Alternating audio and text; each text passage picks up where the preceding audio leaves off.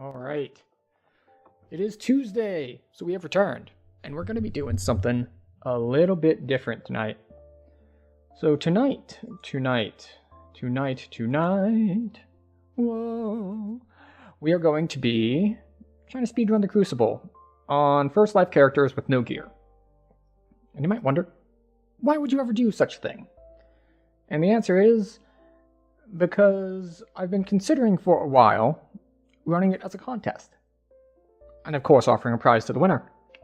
But I figured before I do that, I should probably actually do it myself so that I can at least kind of see what difficulty it is with the restrictions that I've placed. So we're going to start with making a shader Kai, and we're going to see what we can do. So yeah, we're going to customize. We're just going to go straight dex based, maybe?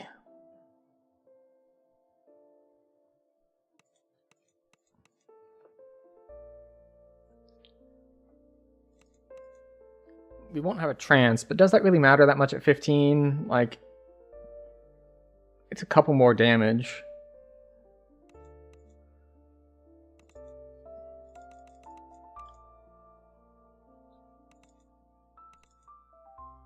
Okay, alright.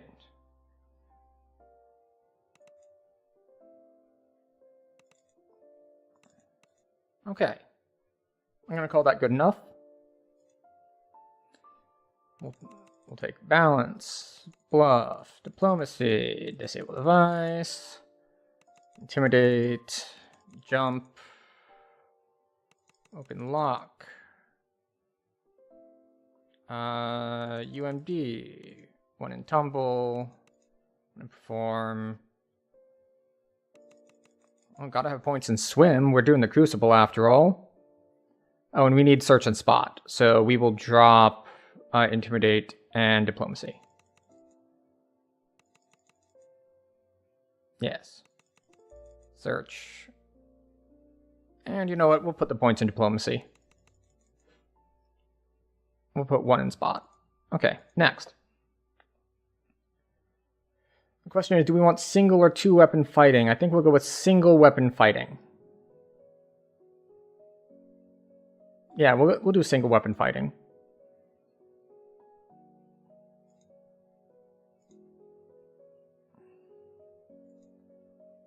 True neutral. And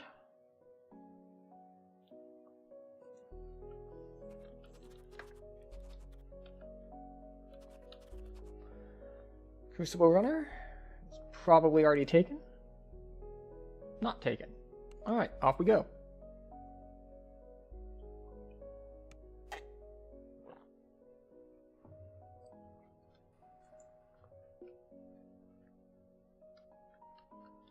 It'll let me move eventually. Okay.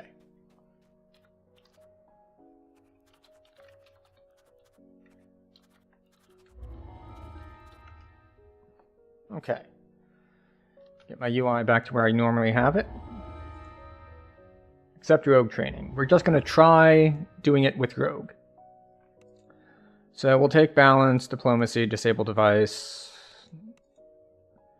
Do we care about open lock? There are no locks to open in the Crucible, and this is not a general purpose character, so we actually don't. Search. We don't really care about spot that much either. But we do care about diplomacy. Bluff. And I guess we'll put the points in the spot anyway. Advanced rogue. There we go. Balance, bluff, diplomacy, disable device, jump, search, spot, and swim. We do want...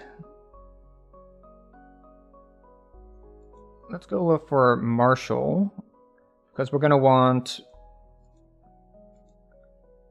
precision. There we go, precision.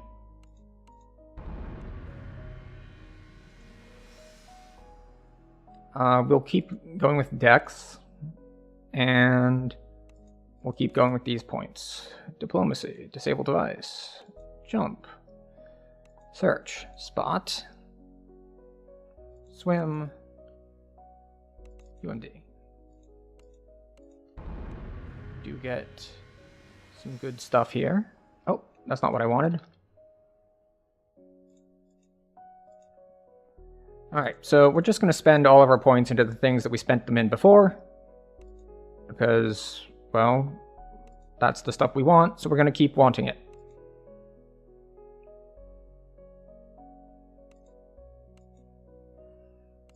Okay, level 5, advanced rogue training, next level in rogue. We'll just put all the points in intimidate this level, just so I don't have to go all the way down the list. Combat styles, can I get improved single-handed? No, don't have a good enough base attack bonus. Alright, do we want to go with the dodge line? Is there something else we want? We don't want Knight's training, we're not doing anything special. And we're using the starting gear, so it's not going to have any special items either. So we don't need extra proficiencies. We don't need range feats. We don't need skill feats. Like, we could grab toughness, we could grab dodge. I guess we'll grab dodge. Since we can't get our other stuff yet. Advanced rogue training. Next level is rogue. Alright.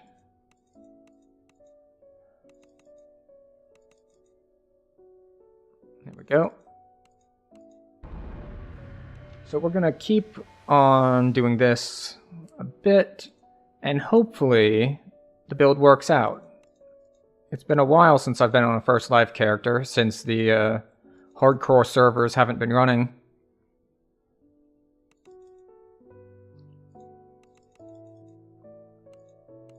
There we go. We're not even close to done. Balance, bluff, diplomacy, disable, intimidate, jump. We don't care about open lock. Search. We don't really care about spot. Swim. UMD. And now we can get improved single weapon fighting. Advanced rogue training. Just all the points. I don't even know if UMD is going to be useful to me. Do we want improved evasion? We probably do. Like, on a build that's going to cap, it's not that good. But on an undergeared build, it's actually useful.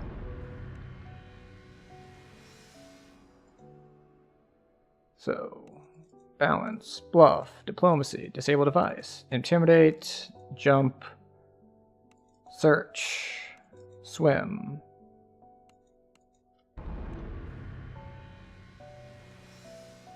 Alright, more decks. More to all these skills that we wanted before, and we still want them.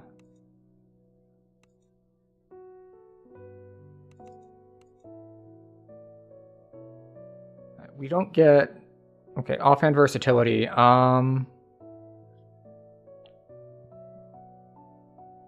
Might be worth it. So let's see. At 15, we get greater, right? No, that needs 11 base attack bonus. I won't hit that as rogue. So we could get mobility spring attack, which is probably better than offhand versatility. Like, offhand versatility is great if we had a really high ability score modifier, but we're not going to have a really high ability score modifier. So I think we'll take mobility spring attack.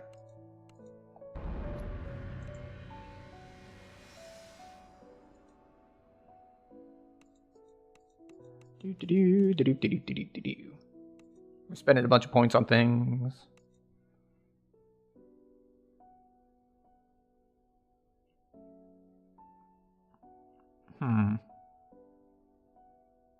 That's great. We'll put points in tumble. Alright, now we want... defensive roll? No. Opportunist is generally the best. Though Slippery Mind was probably the better choice there, since my saves aren't going to be good. Hello, Need More Chive, welcome. We're going to Advanced Rogue Training.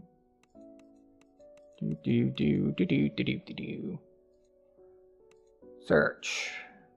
Swim. Started Iconic Monk to test it out. Yeah, I really enjoyed the one that I just took to Cap. Though we're not on that character today. Alright. Jump. Search. Swim. And we'll dump it in UMD, because why not? Oh, we can get greater. Okay. Then we'll get greater.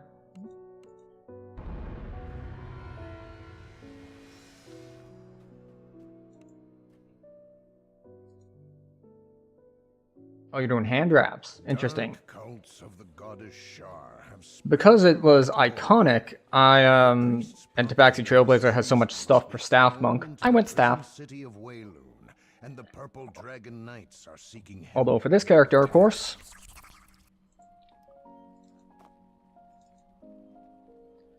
we're wearing our starter gear.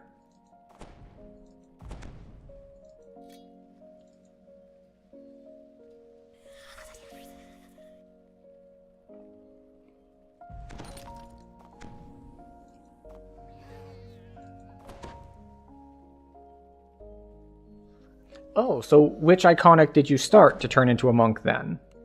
I didn't realize you were cross-classing it.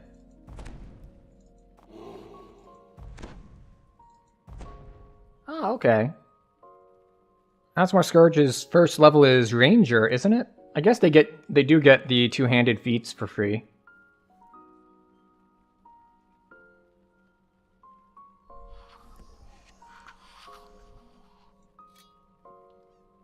Alright, so we went single weapon fighting, and now we need to figure out how we're spending our points. Oh, it's just the first life for test? Ah, I see. So we do want Shader Kai. If we want our second chains, that's a bunch of points on a character that doesn't have racials. So which one do we want to go to the top of? Do we want Assassinate?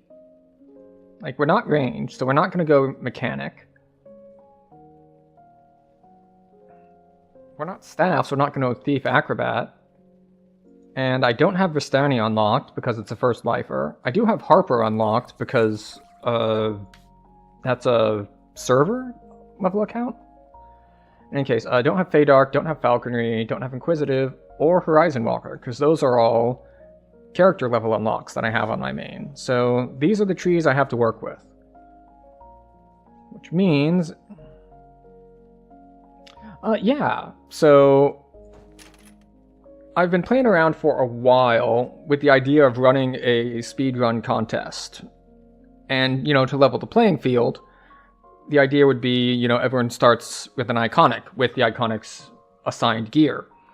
But I figure if I'm going to do that, I should probably try to do the assigned task myself first, just, you know, see if it works.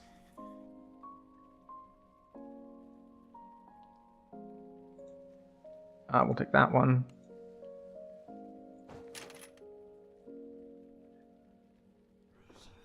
And we will take this. We will take... what is this? Attacks against enemies. Probably not.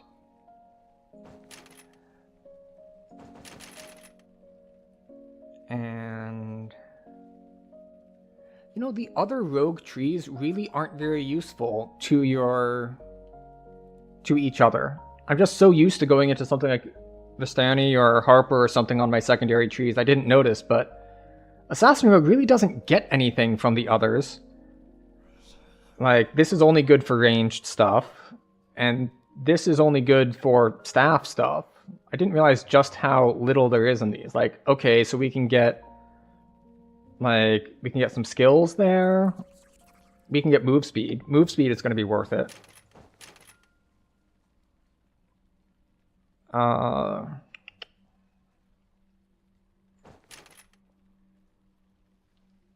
Alright, so... assuming that we want the second chain attack.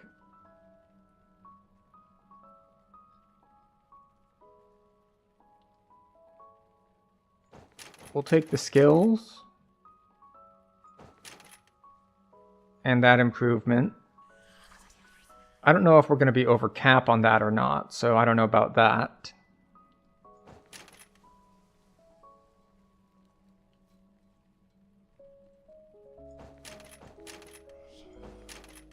Ghostly Essence is going to be good for us.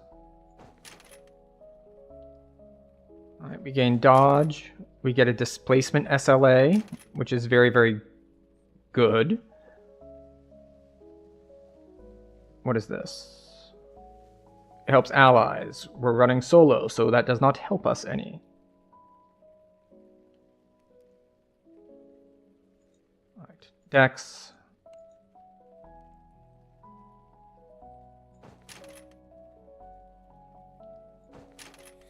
So that's greater spike chain, but we want our crit profile, we want our extra health.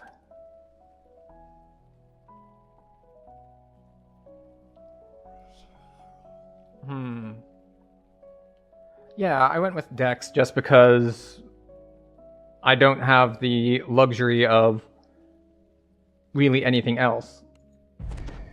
Like, we don't have the points to do much else.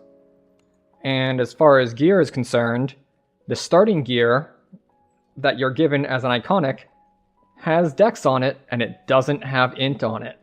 So we're kind of forced into Dex by the restrictions I have imposed on the character.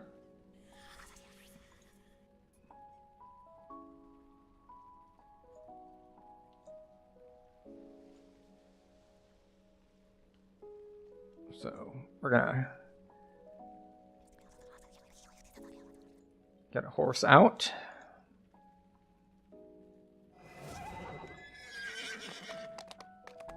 And we're gonna head to the crucible. Well, maybe we'll walk around outside a little bit first. I might have to run a different quest first to get some platinum, because I start with 0 plat, and I'm going to need a little bit. And I don't mean it would be nice to have a little bit. I mean actually need. Because to do the maze, I need a lever puller, which means I need to buy a hireling, which means I need just a minimal amount of platinum. So we're going to go do that. I haven't decided. It'll either be Elite or R1. I'm going to start on R1 and see if it works out any. I will note that this isn't like a highly optimized build. Like, I'm not doing anything super special with it. But, that requires VIP? I mean, not necessarily. This is the premium version. Like, this isn't a free-to-play sort of challenge because you're starting with an iconic. And I don't think any of the iconics are open for free-to-play, if I recall correctly.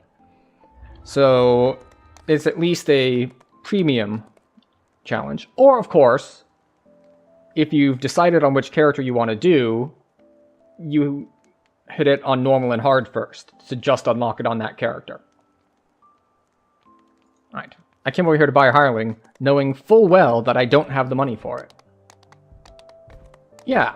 The idea is, so, in fact, I'm going to say it's okay to get your extra 4 ranks as well, if you want to. Just level capped at 15.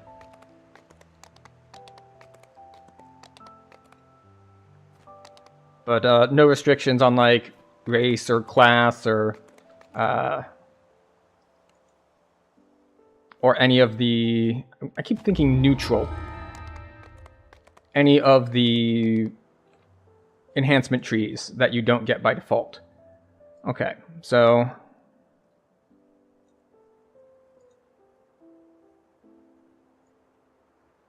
Alright, so we're gonna move some stuff around here.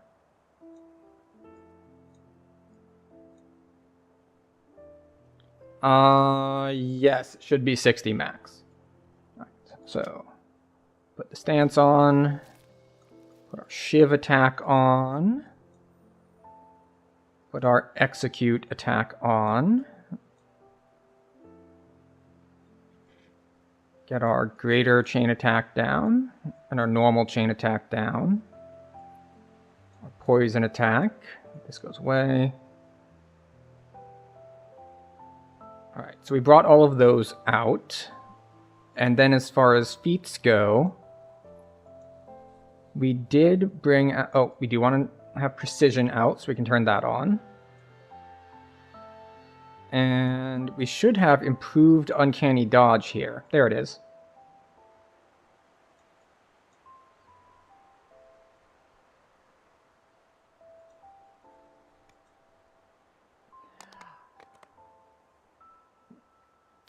I am undecided on ship buffs.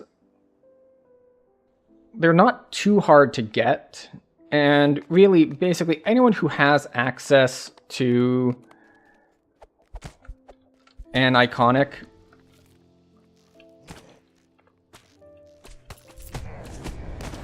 I'm pretty sure would also have access to ship buffs.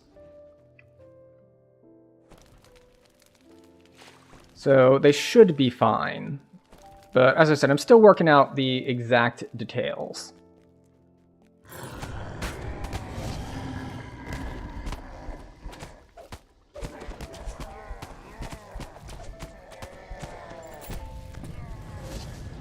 Ooh, a treasure bag. Alright, so this is my plan right now, is that I'm going to run this real quick for platinum. And then I can get a hireling, and the hireling will let me actually do things. Okay. Displacement. Oh, I didn't take faster movement while sneaking. Let's forget about sneaking for now. Ooh. That hurt a lot.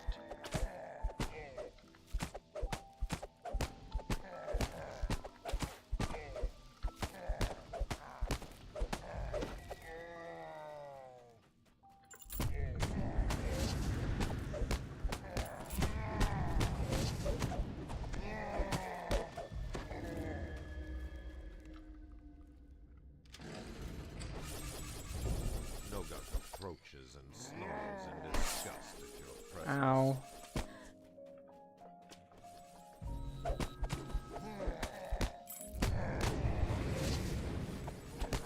Hello. Hello. Greater spiked chain.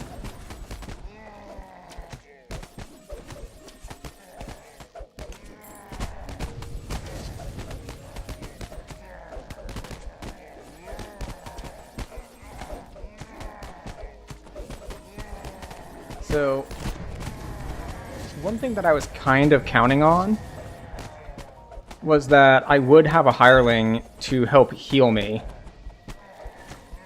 But running into a stone guard here is really, really rough. Ooh, disintegrate. I think that was a disintegrate? Nope, inflict critical wounds, 140. Yeah, so I was, as I mentioned... Oh, and I don't even have enough plat on me to, like, get food in the inn. Yeah, I think I'll just hit something in what? In the place with the stuff in the harbor. Because I only need enough plat to grab a hireling anyway.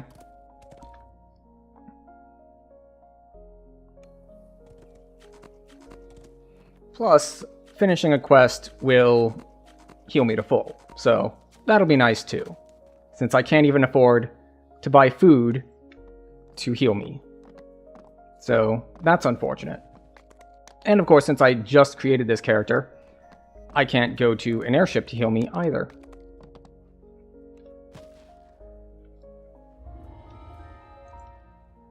Hello. How the mighty have fallen. Indeed. Of course, we do have a tiny, tiny amount of lifesteal on our weapon. So we've got that going for us.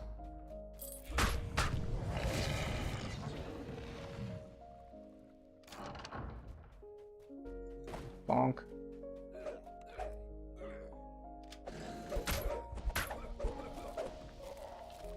Alright, off we go.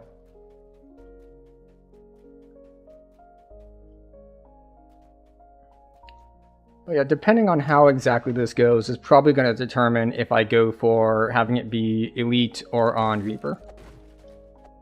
Because Reaper with no Reaper points is a little rough. Especially someplace like Crucible where, like, you know that in the maze there are going to be archers up top shooting at you. And it adds perhaps a little too much RNG to it, where it's really going to depend on, like, who gets a bad Reaper spawn that just screws up your run because a Fear Reaper spawned on top of one of the things. It should be anything you can use for weapon finesse. You know, that didn't give me any plat since I didn't actually grab the thing. But it will give me one of these that I can sell.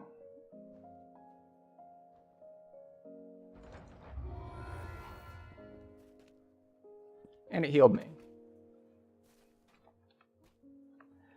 So the end quest reward does give it to me, but let me double check. It should give me anything that's weapon finesse. Kukris, you can also use dex to hit with daggers and kukris. Anything you can use dex to hit with, you can use dex to damage with. So, yeah. We're good to go.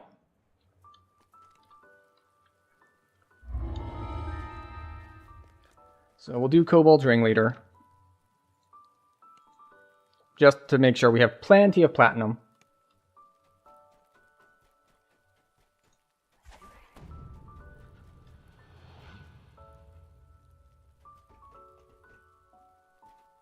And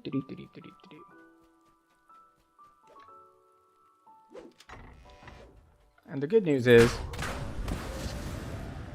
this amount of platinum will let us do it for other characters as well, because I can just toss it in the bank and pull it out on another character. So, we won't need to do this with each build that we're attempting. The door is locked tight and can only be opened when the runes are left. Unlock the door when activated.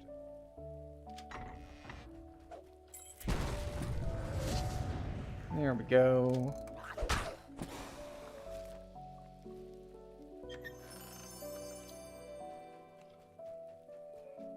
Alright, so between those two chests and the end chest and the end reward, we will have more than enough platinum to get ourselves what we need.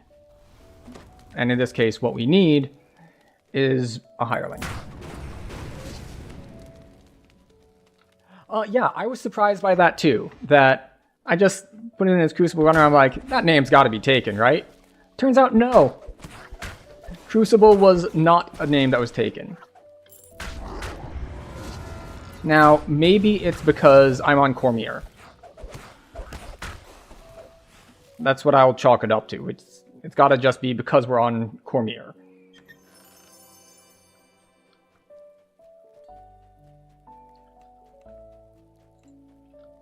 Alright. There we go. We have 31 plat, and we're about to get a bunch more. Of course, no XP. Enjoying the extra 32 bits, yes!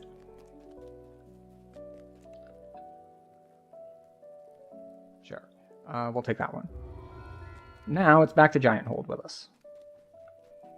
And we'll deal with the vendors there for getting stuff.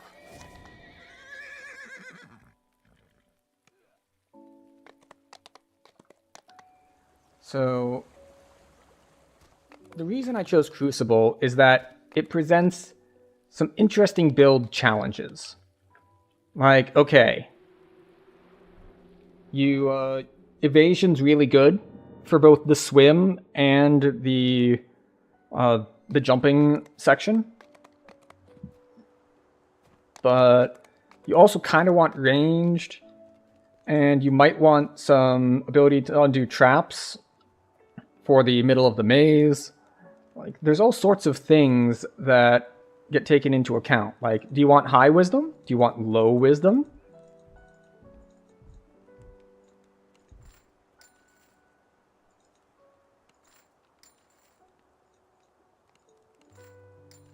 Okay, so we now have 377 platinum. And we are going to get, which is just enough for us to get a level 11 hireling. Not even 12 or 13. This is going quite well so far.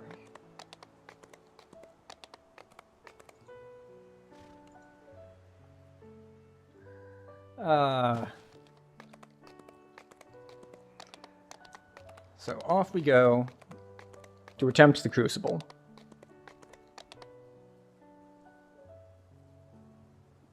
I'll be honest, like, the better plan would probably be a build that's got like a 2-level splash into monk or rogue for evasion, and then like something else entirely. But then the problem comes in where it's like, okay, well, what class are you going to do? Because if I wanted to say, well, I'll just start Shadar Kai, so I get my 2 rogue, and then I go warlock. Well, the problem then becomes, well, I'm stuck with Shadar Kai starting gear, so I can't really be a warlock in that. But I could if I started as, say, Tiefling Scoundrel. You start as Tiefling Scoundrel, you're going to have gear for, well, for a bard. And that's pretty similar to the gear for a warlock. So if you wanted to do that, you could do that. But we're going to start by attempting it on Elite and see how that goes. How base is my reflection in its side. Would that I could bathe myself in fire here. This pain I feel would wash away, along with my flesh. Okay. You. Stay. And we're not just breaking these for experience. We might actually get, like, money in one. Although it is supposed to be a speed run, so I guess I shouldn't do that at all.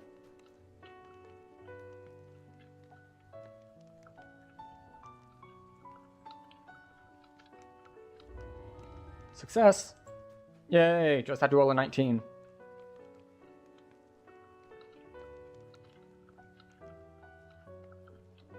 Alright, failed on a 20. No luck. Okay. Succeeded there.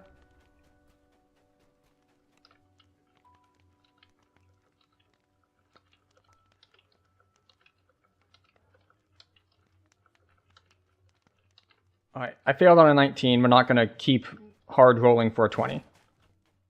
So... Jorgundal, the commander of the Storm's Fist, sneers at you. Alright. Now, while they're walking up, now we can break crates.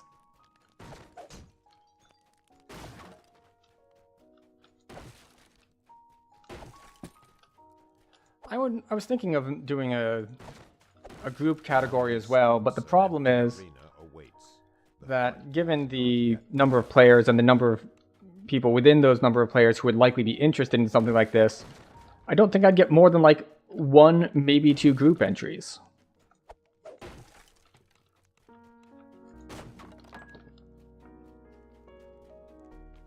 Okay, and off we go.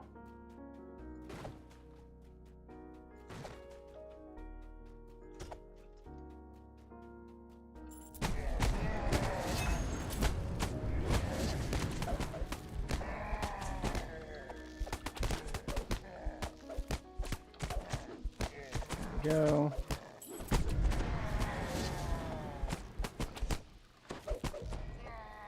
Oh, good. So. The sign reads, Maze Hi. of Punishment.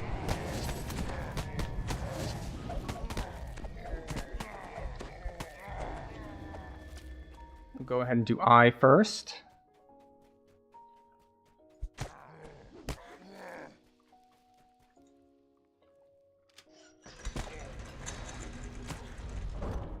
out of the way.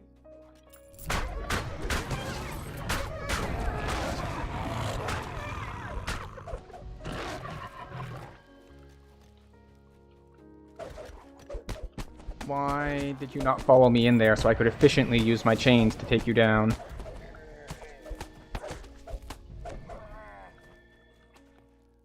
Okay. Break the vase. Pull the valve. You. Follow. Stay. Passive. Valve. Darn it. I did that wrong. It's okay though. It's a mild inconvenience at worst.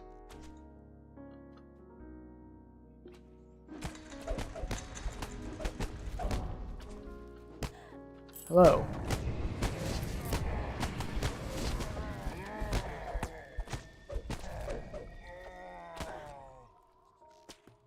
Hello, I would like to pick up the crown of the bat, please. But they are blocking it with their bodies, so I can't get to it.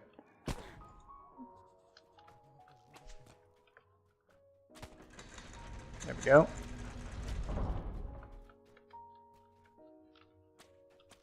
Alright. Beyond the barred gate. So I do need to come all the way back here.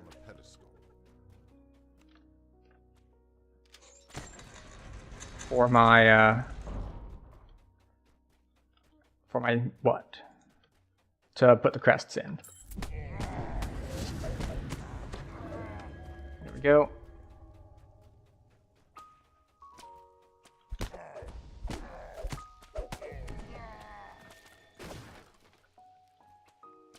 Okay, are you here?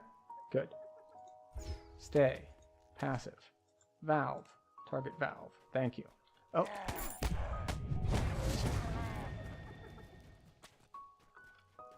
Thank you. Pull valve, please. Okay. Pull valve again.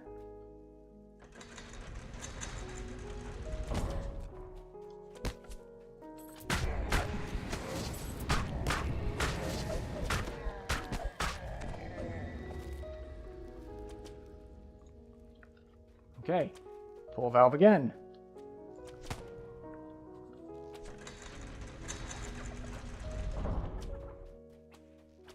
And around we go. We will have to head back to I here in a second. Yeah, defend. Follow.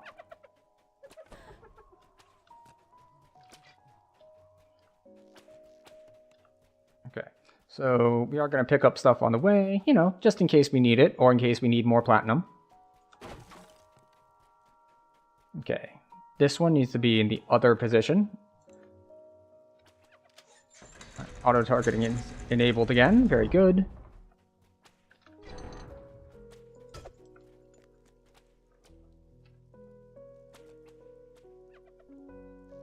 Oh.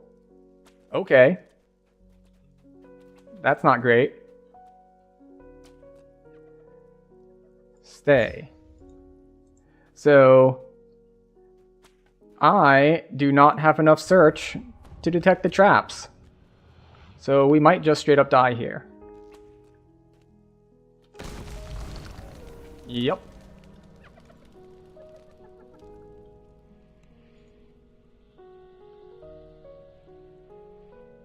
Follow.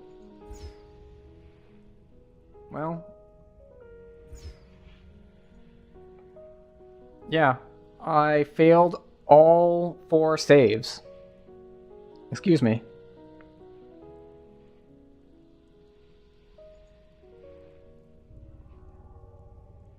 Thank you. This is why hirelings are allowed. Because I didn't want to pigeonhole it to only people who had self-healing builds. Although they would be faster, and therefore possibly better.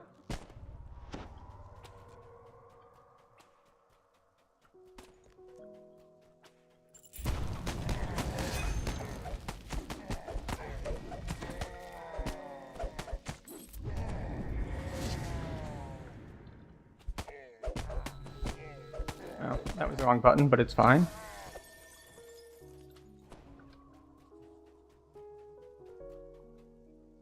The gilded dragon head next to the door has a hole. But yeah, we're not. It doesn't bode well for the swim if I'm failing like all of these saves on that trap. What do you mean I don't have a horn? Oh, I dropped it when I died. I forgot that happens. So we have to go re-grab the horn.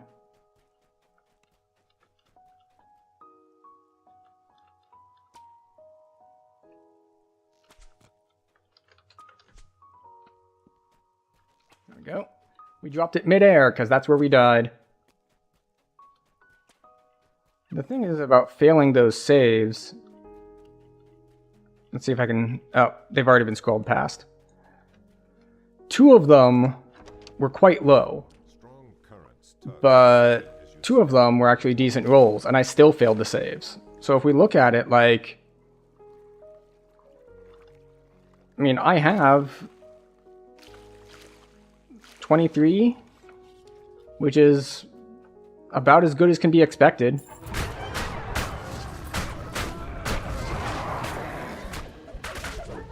But we'll see how well we do on the whole evasion thing here. The sign reads, Chamber of Agility. Alright, do we have enough jump to do this? No. How about this way? Okay, yes.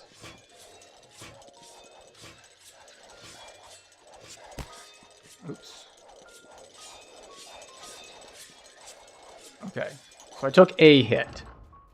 The horn of agility rests here, apparently unguarded. Okay, so we took 2 hits. Not too big of a deal, because we have a hireling following us. Something familiar about this cringing kobold. Okay, so we, I don't think we had the gold to actually bribe him. But we did manage to do this optional, at least. The broken bodies of several orcs lie below. So, we've got that going for us.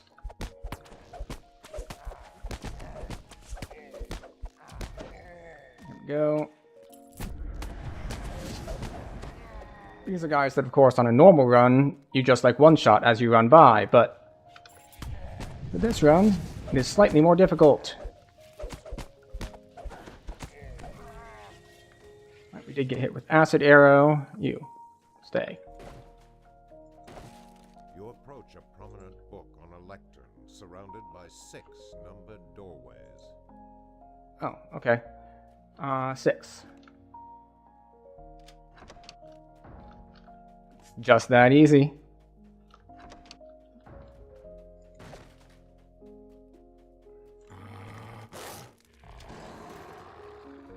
Okay.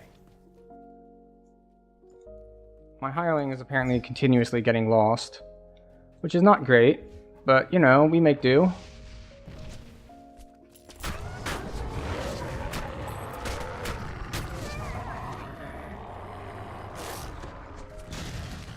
Oh, commanded. Knock down more. We don't have freedom of movement, of course, because why would we? We're in random starter gear.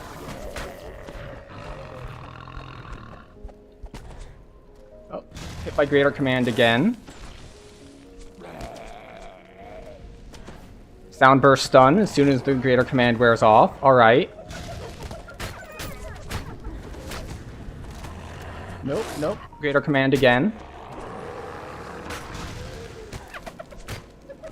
So, this is why I said Slippery Mind would probably be better. Because the crowd control that lands is a lot here, which is why melee is probably just not recommended. We'll ban the spam bot.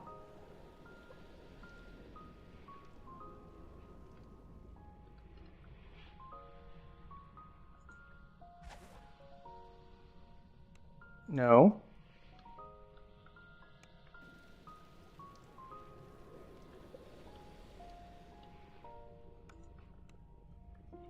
Raise me.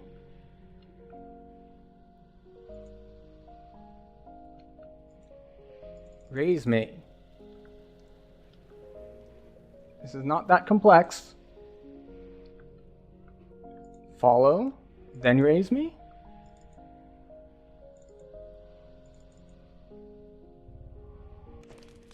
Okay, good.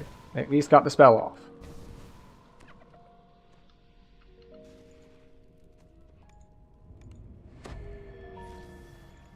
Oh, and then they ran to their death. Even though I had them on passive, which is amazing. So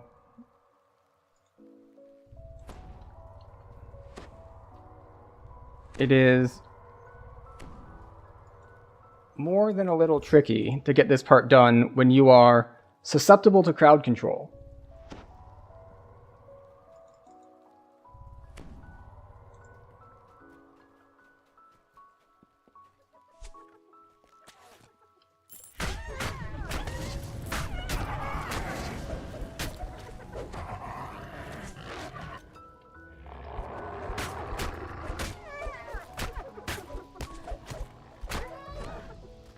Yep, there's a greater command. I rolled a 3.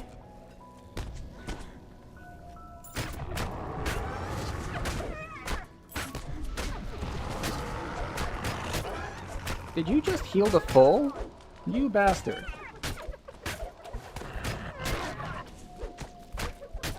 Healing to full multiple times, even. Greater commanded again.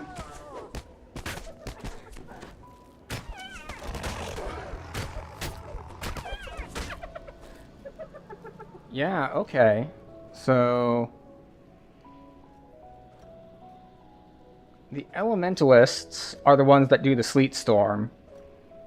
The soul howlers are the ones who do the command.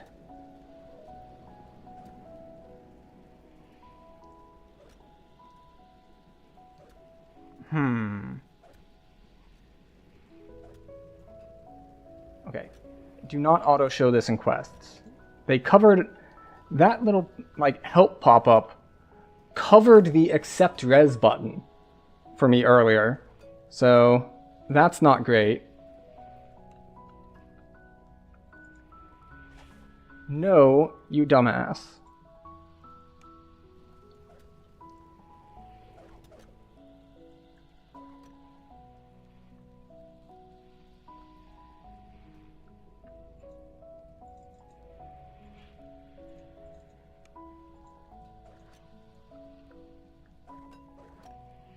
It shouldn't be this hard to convince him to cast the spell on me.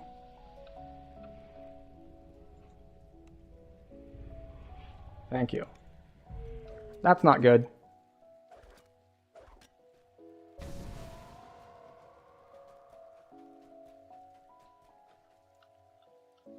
Okay, let's try this again. I was not expecting them to just heal to full a bunch of times. So I'm starting to suspect that this build is, we'll say, suboptimal for the challenge, or that perhaps I have made the challenge too hard.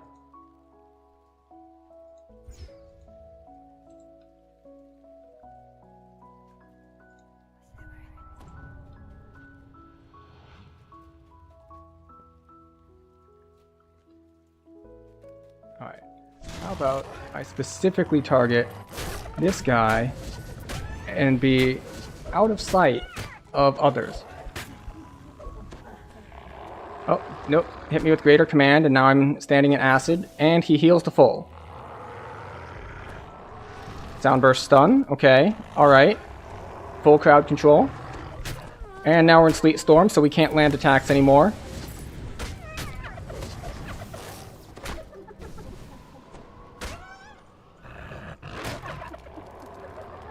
Yep. Okay. So we almost got there.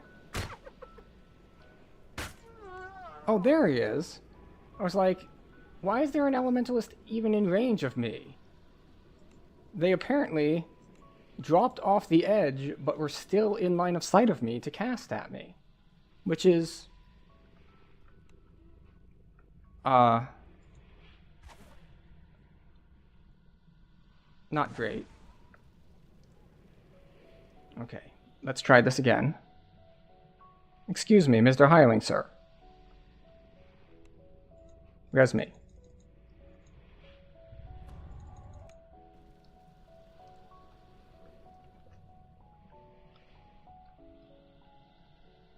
Mr. Hireling, sir, please.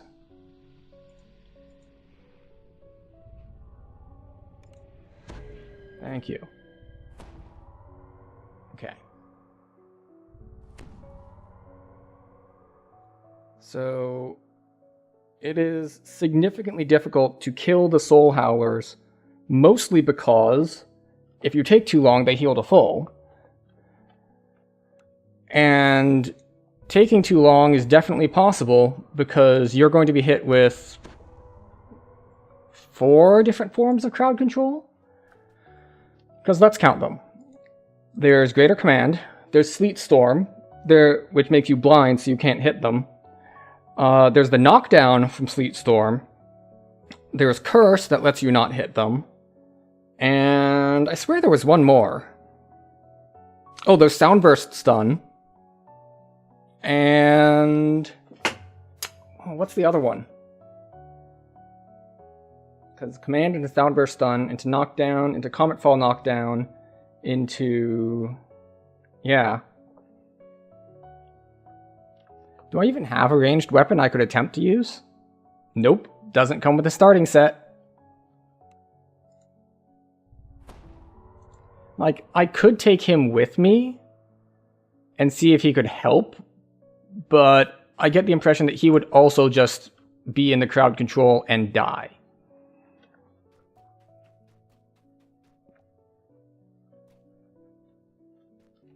Alright. Hello.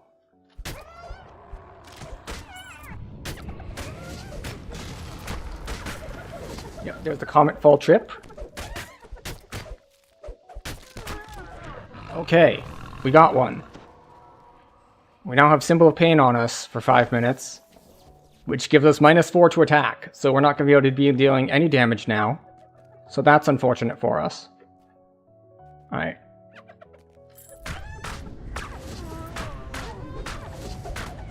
Alright, another one down.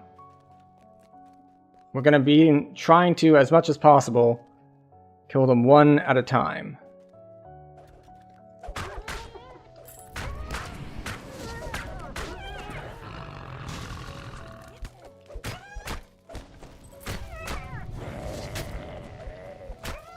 Oh, we got the knockdown, but we missed on another ability.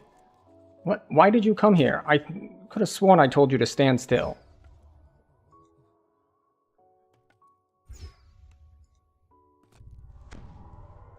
Okay, and heal yourself as well. I don't want you dying over here. Okay, alright.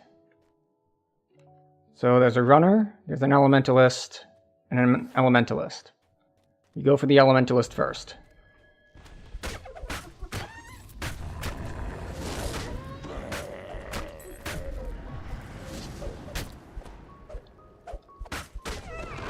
It is funny that they don't have freedom of movement. So that guy was knocked down in his own Sleet Storm. You may also have experienced this if people in your party cast Sleet Storm. Okay. Alright. I think they're gone now. You approach a bank of 7 signal crystals above a lever. 2, 4, 5. This is 5. And then it's blue, green, 2, 4.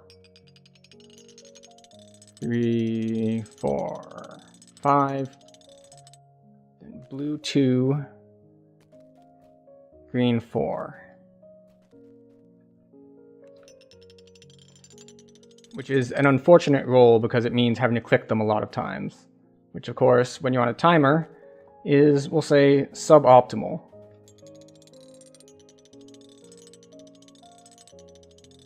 As the puzzle wheel clicks Alright, into place, we still made it though. So, as you can see, that puzzle is not too difficult to handle path forward is open. solo.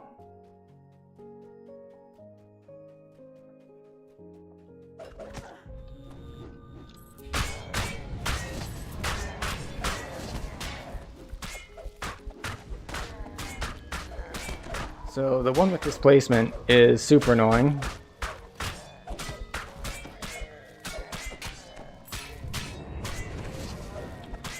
Because of course we don't have true seeing, which means we only have a 50% chance to hit him at any given time.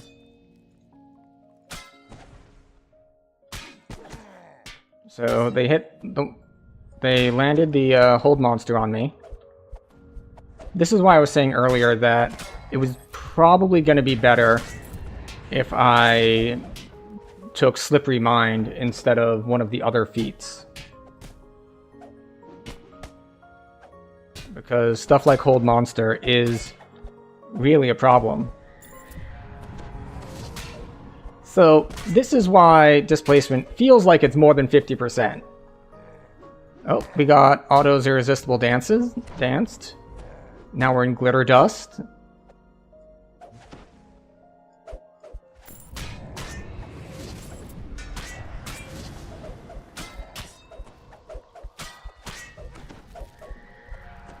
Ooh, he hit us for a bunch.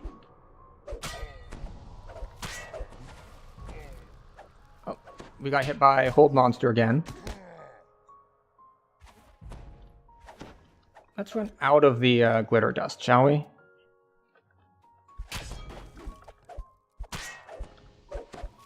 But yeah.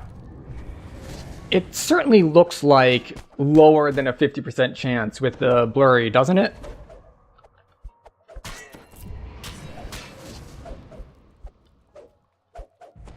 Okay, alright. We got there, eventually. So, as far as speed runs go, this one is, let's say, subpar. But we are The rush of swift eventually grenades from below. doing it.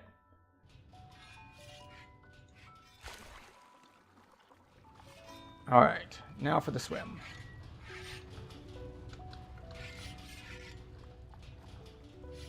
Normally, we disrespect the swim. We just like swim straight forward and, you know, if we dodge stuff, we dodge stuff. If we don't, we don't. But I don't have the normal amount of health padding that I do on a character with 1 billion Reaper points.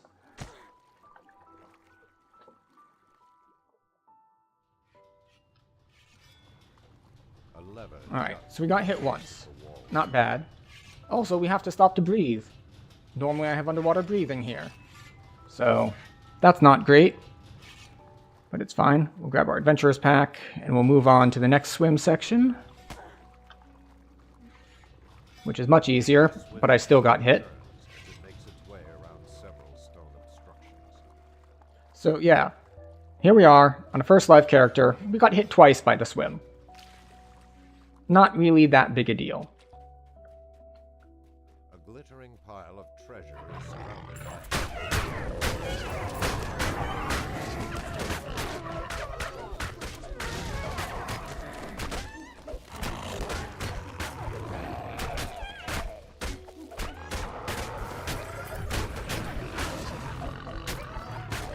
Okay. We're doing okay. Alright, Horn of Endurance. Making progress.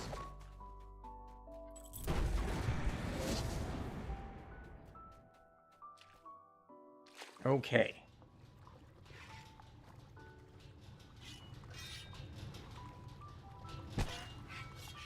Got hit for 60.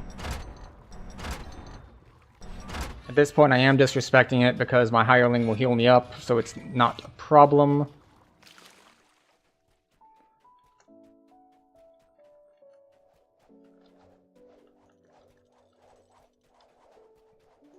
Okay.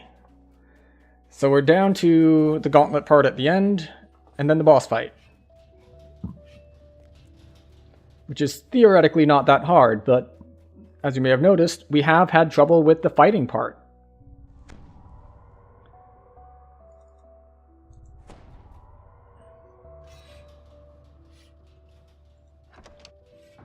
Follow. Defensive.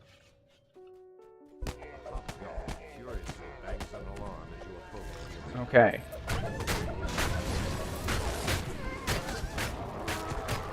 That's Pack Lord. That's a Soul Howler. Soul Howler needs to die first.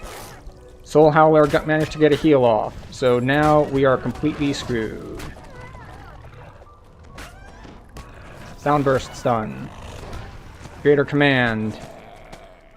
Still Greater Commanded. Still Greater Commanded. It lasts for 10 full seconds. Alright. Follow.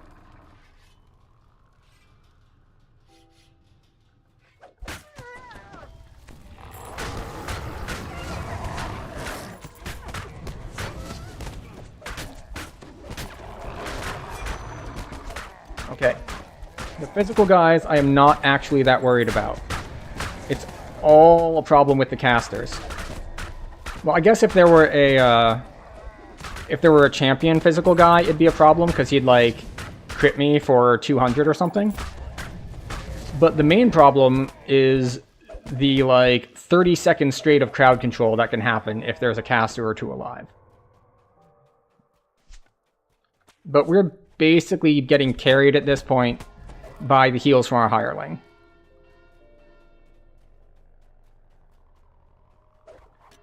Alright. Eviscerator and Warlord, not a problem. Another Eviscerator and another Warlord, still not a problem. Scout, not a problem. Eviscerator, not a problem.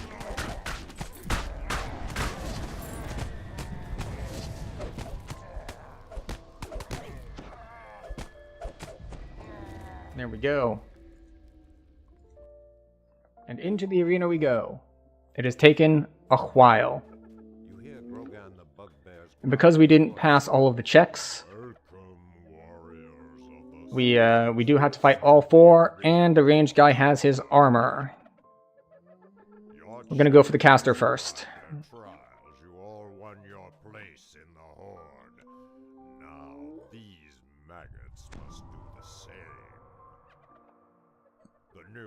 Recruits will be harried by dagger tools. And toss a heal on yourself as well.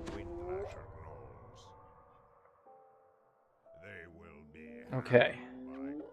So, what do we want to do? As they aggro, we want to cast Displacement, obviously.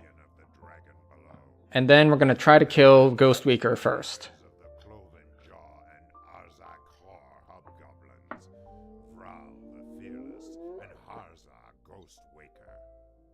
Lord Jorgandal wants no weaklings in his horde.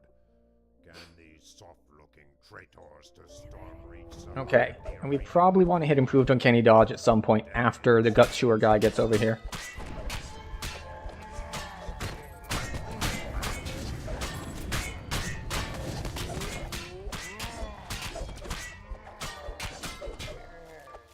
Oh, we got one down. One down, excellent.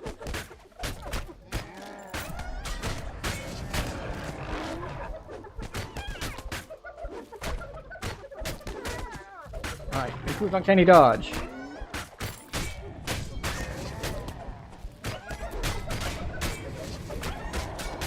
Where's our bluff button? Oh, there it is.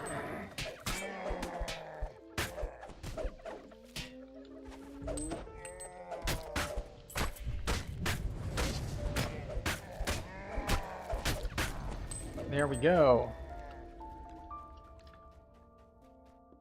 All right, so what is this, like 35 minutes? 32 and a half.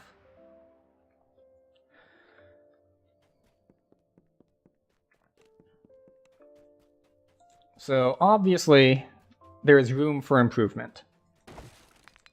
So for our next build that we're going to attempt, we can identify what our biggest difficulties were. And what the biggest difficulty we had was long chains of crowd control when stuff is hitting us. Like, that is the biggest problem we had. So we're going to try to address the biggest problem we had with our next build, which is going to be, I think we'll do Tiefling Scoundrel, because if we go Spellsinger, we get freedom of movement for free as part of the song.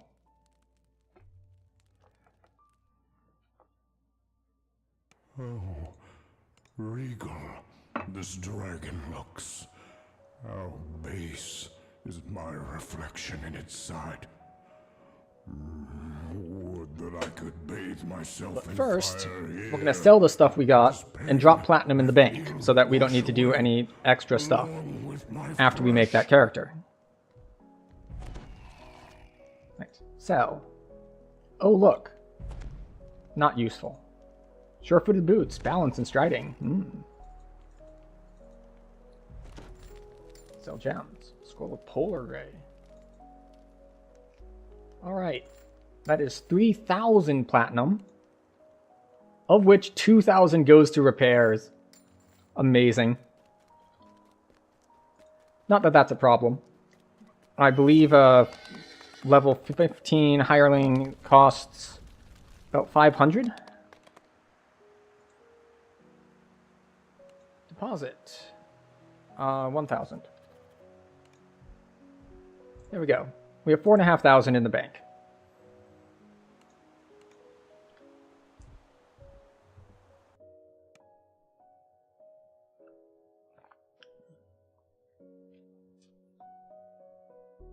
Create.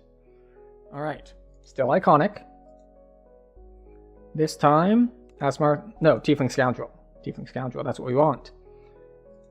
Customize. Alright.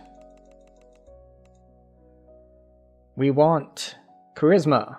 We want Constitution. We want Strength so we don't, like, immediately fall over if we get, like, level drained. We don't want Wisdom. We specifically want low Wisdom for the Test of Instinct, which is one reason why we keep failing all those saves.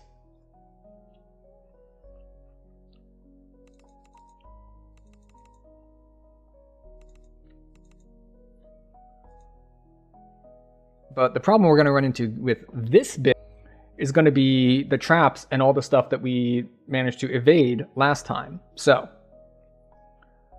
we will take Bluff, we'll take Concentration, we'll take Diplomacy, we'll take Jump, we'll take Perform.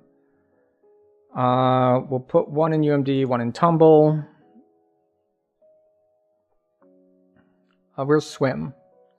4 in Swim. Alright, so Bluff, Concentration, Diplomacy, Intimidate? Intimidate anywhere? No. Okay, so Jump, Listen, Move Silently, Haggle, Diplomacy, Concentration, Balance? We'll take Balance. Or Spellcraft. Well, our stuff is mostly Sonic, so I think we'll take Balance instead of Spellcraft. So, we're going to take Meta Magics. Maximize. We will take... Do I not get Jump or Shield? I guess I don't.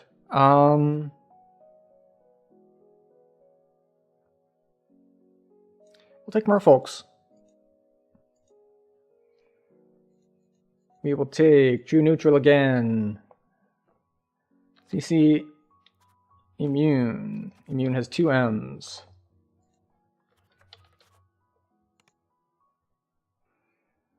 Alright. This time, we will have freedom of movement. Will that equate to a faster overall run? Well, first step is to actually let it load all the way in. Okay, so Bard levels. We want our socials. We don't want Perform. We want Swim, of course, because we're doing Crucible. And we'll do Spellcraft as a third one. So we will take Sonic Blast.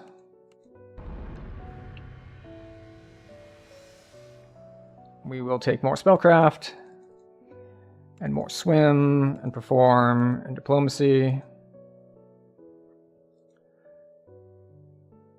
And we will take more Meta Magic feats. Go, we'll take Empower. And we will take... Sleep doesn't work.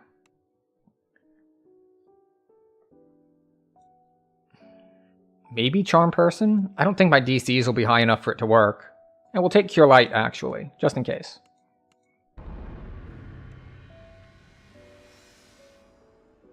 Right. All Charisma, all the time. Bluff. That.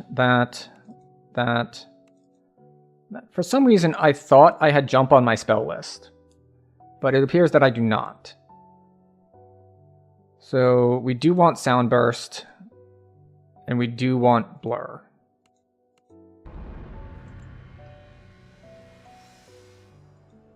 Alright, so. Swim. Not UMD. Or Spellcraft. There it is.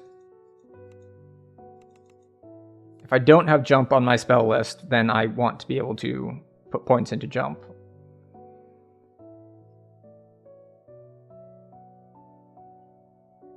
We'll take Color Spray. And... Now, normally I'd take Invisibility, but I don't know if I get anything out of it.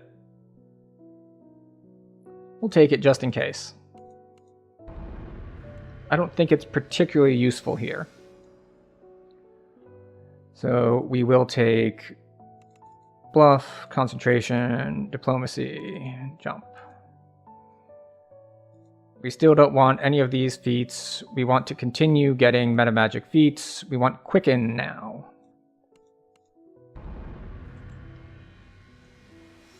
And so the next level is Bard. 2, 3, 4, 5, 6, 7. There we go. Next. Level 3. We want Displacement. And Haste is the usual one. Charm Monster might be worth it. Or Cure Serious. We'll take Cure Serious for now. No. I don't think my DCs are going to be high enough. But we'll try it, just in case. And what's the other two that I want? Rage gives Constitution. Sure. Probably won't be worth casting, but we'll give it a shot. More Charisma. More Bluff. More Concentration. More Swim. More Spellcraft. And for another level 3, we'll take Haste. I don't need See Invisibility. Deep Slumber. +2 per caster level.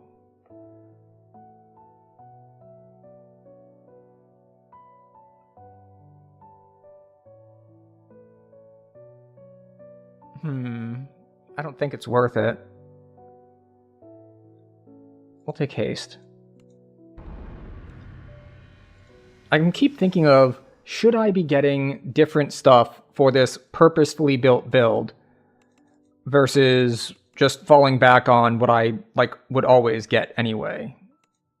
And I don't know the right answer to that. So we don't want a combat style. I don't think we care about defensive feats unless Force of Personality might be worth it.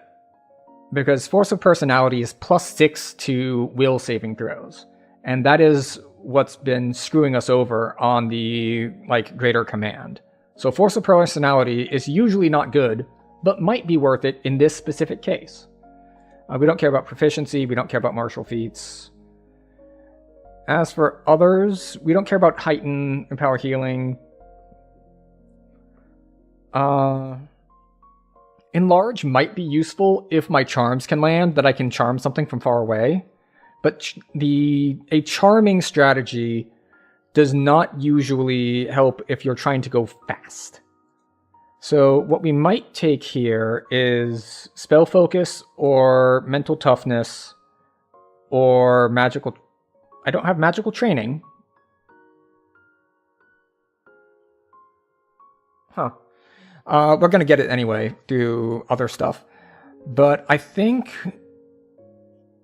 enchantment or evocation. Because evocation is our damage stuff. And enchantment would be like the charms. I think we're going to go for evocation. Advanced next level is Bard. Bluff. Concentration. Diplomacy. Perform. Swim. Jump. Okay, we don't care about Dimension Door. We also don't care about freedom of movement. We will take Shout and Autosphere. And for level 3s, we'll take Good Hope. I don't know if it stacks with songs or not, but we'll take it anyway. Okay, so again, Bluff, Concentration, Diplomacy, Jump, Perform, and Swim.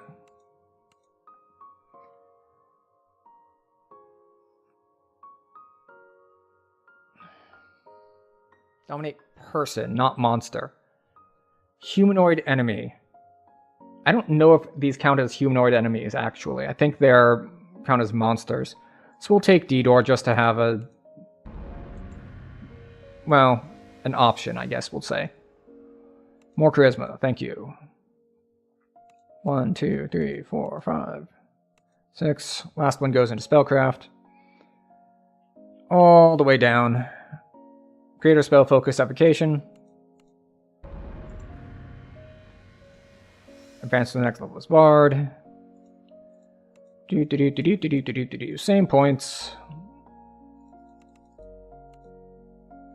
Level 5 spells. We'll take Greater Heroism, and we'll take Greater Dispel Magic, I guess? No, it's not useful. Summon Monster, I guess. Level 4s, also not super useful. Like, we can cast Hold Monster, but it's not going to land. So we'll just take Cure Critical. Advance to the next level is Bard. Continue to do things. Continue to put points into things. This whole process would be faster if I stopped choosing to do classes that have a bunch of skills to allocate. So hopefully this all works out well for us. Will it actually work out well for us? I don't know. Alright, so I guess that we're just going to go down here, and we could take Mental Toughness, which is, what, 14 times 5? So it would be 100 spell points. But I'm not too worried about our spell points right now, so we'll take Spell Focus Evocation. Or Enchantment, rather, since that's the one we didn't take before. Alright. Cosmetic Cloak. And then Gear.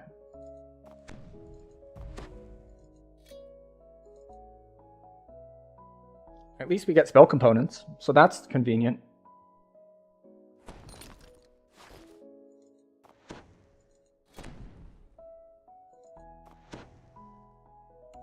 Alright, so we continue putting on all of the gear we were given.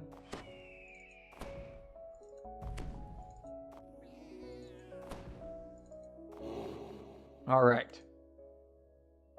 The only other option we have is we could do a light crossbow instead of a rapier. The problem is... okay, good. We have fire and sonic spell power. So that's all we need. We don't have positive, so our healing will be awful, but...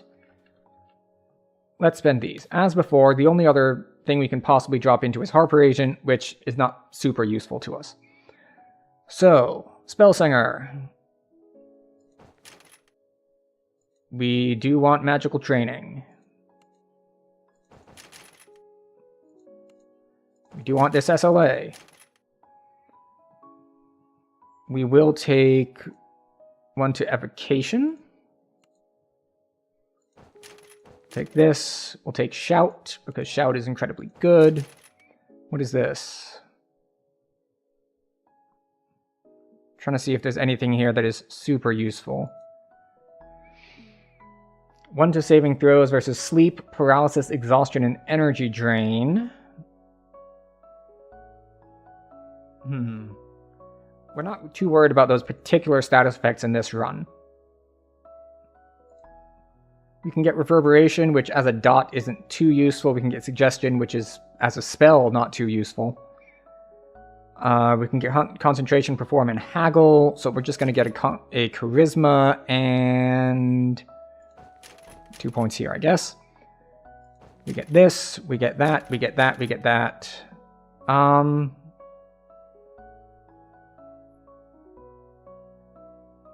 We don't care about spell penetration. Nothing here has spell resistance. Okay. We don't care about that. How about this? We do probably want the max spell points. But I do have 21 action points remaining. So at this point, we could do this. So we want more bard songs. We don't need more bard songs. We don't really need enchant weapon. We can take armor class and physical resist. And we can take more concentration and jump. Alright, there we go. We don't care about that. Some energy resistance, never hurt anyone. A little bit of sprint boosting. Damage reduction. This is more to all saving throws when low on health. Potentially good. This is immune to crushing despair, waves of fatigue, and waves of exhaustion. Also immune to sleep and fatigue. We're not too concerned about those particular status effects. So the main thing we might want here is Inspire Greatness now uses Charisma score for its temporary HP. So, our Charisma score is 30. So, if we take our next 7 points in here, what we get is our ticking temp health gives us 30 instead of 20, which is relatively good. Also, we get, whatever else we get, plus the 10 health. Now, if we go over here, we can get an imbue, we can get more spell power, we can get more charisma, and we can go up here and get, resistance to stuff. Now, the resistances are relatively good, but the problem is, what would we get here on the first thing? It's saves versus spells. That could be useful. And a little bit more to bluff and diplomacy. Always nice. And of course, we can just get charisma here. So if we wanted to go here first, then we just come across here. That is 4 points for 15 spell power, which is actually pretty solid. And the other thing we can get is we can come up here for more spell points. And this gives enchantment DCs.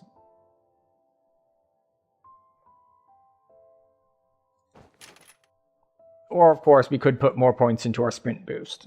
But we're going to call this good for now. I'm not super decisive about where to put the rest of the points. The last points, getting more resists is good. Getting more temp health on each tick is good. This would be more positive spell power. Here's more DCs. There are a variety of things that we could do. But this is what we chose to do. So, UI, layout, load. There we go. So, what do we want to do? We want to put out our stuff. So, we've got an action boost. Excuse me. Where is my... Oh, there's the one with the keybinds on it.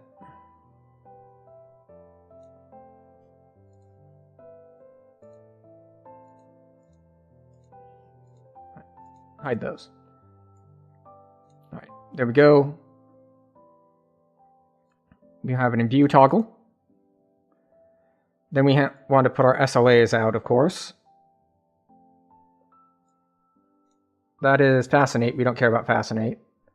We don't want that out. We'll put some buffs over here, like spells we can cast. But let's see. So we want Sonic Blast. We want Shout. We want Horn of Thunder. And Fiendish Arpeggio, which we get for being iconic. So we want to turn all of our meta magics always on these. Don't want to forget that step, because they're going to feel really weak without them, because, well, we don't have a lot of spell power. We have, like, I want to say 150 spell power now that I spent points. 180 Sonic and 160 Fire. Not that we're going to be doing a ton of fire, but yeah. And of course, lightning is awful. So, where is it? Yeah, electric is only 60. So, really, the majority of our spell power for, like, the lightning part of Horn of Thunder, that is going to be just coming from meta magics. Because we got 225 spell power from our meta magics. Right, always on, always on, always on, and always on. Well, let's look at our spell book now. As far as things that we can cast that are not those. We've got some crowd control. We've got, let's pop one more out. Okay. So we're going to drag these over here. And we're going to split them into two categories, which is short-term buffs and long-term buffs. Okay, well, one more. Short-term buffs, long-term buffs, and buffs that we only use sometimes. So, short-term buff, long-term buffs on the bottom. That's going to be stuff like Blur that we'll have up constantly. New Hope that we're going to have up constantly. And that is it, actually, that we're going to have up constantly. Now, as for occasional short-term, we've got Rage, we've got Haste, and we've got Displacement. Stuff that we might cast. We've got a Disco Ball that we're going to set Quicken to always on. We've got Shout, not SLA. Sonic Blast, not SLA. There we go. Greater Heroism is a long-term buff. We do have Mass Hold Monster, but we can't cast it because we need to go buy components for it. And we do have Summon Monster 5, which, you know, we might as well cast. Oh, and then, of course, we have a heal that we can cast. Let's check our feats. Bardic Inspiration. We want to sing.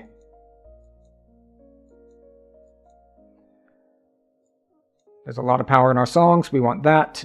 These are not useful. Those are not useful. Those are being put to use already. And those are not useful. Alright. Exit to Sharn. And we stop by the bank to pull out 1,000 plat. Now that you have arrived in the wondrous city of Sharn, Captain Dranmore suggests that you head to the Adventurers Guild to find out more about current events in the city. Speak to Summer Coronor of the Clifftop Adventurers Guild in the Clifftop Tower district of Sharn. Okay, and off we go.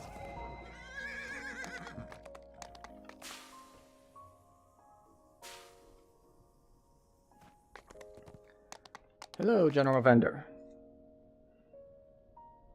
I would like Bard stuff.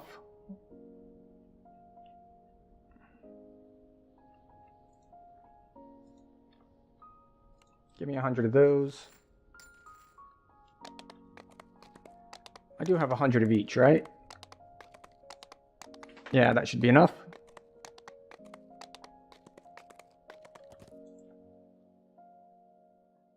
Alright, and now we have to head back to Stormreach. It's a little awkward making your way around when you don't have a guild ship. Because normally I go to the guild ship and then I go directly from the guild ship to Giant Hold. But because we're not in a guild, we do not have that option. Speak to Captain Alban Dranmore in the Stormreach Harbor to set sail for Sharn. Alright. So what was our last time? 32 and a half? Do we think we can beat that with the Bard?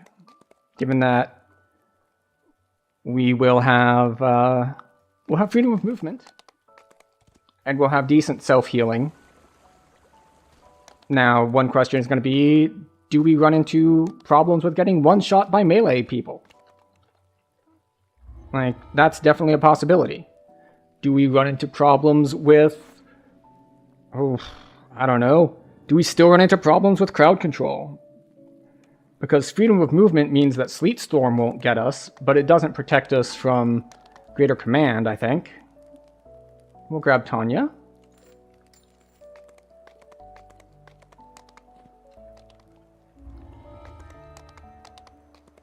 Honestly, I don't need to grab these quests. None of these quests is Crucible. You'll see that we're not running any sort of special, like, speedrunner clock or anything, because we are using the in-game time for what they list.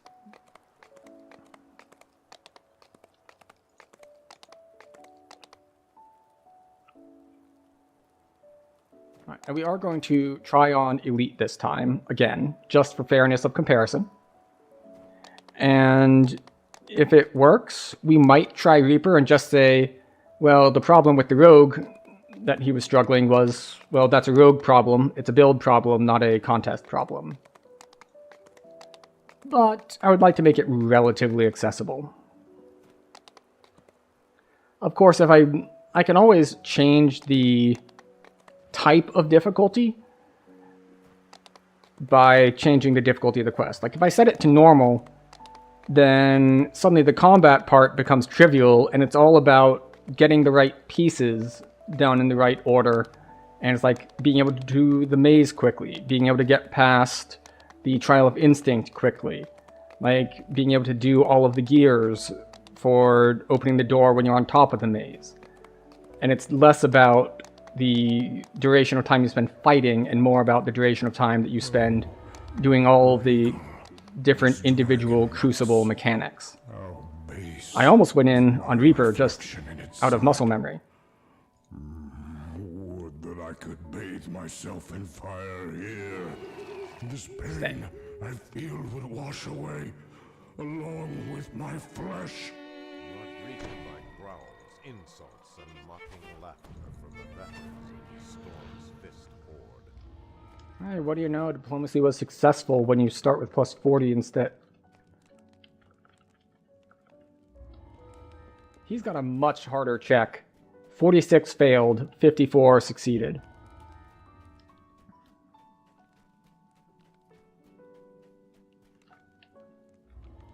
There we go.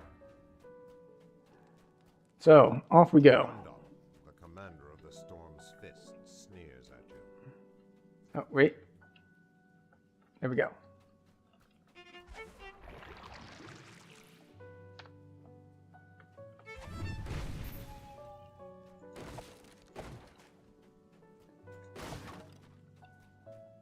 Okay.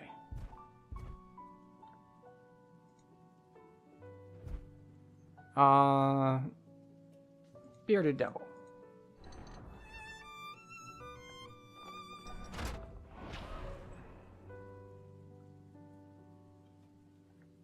And then we'll put up our short-term buffs.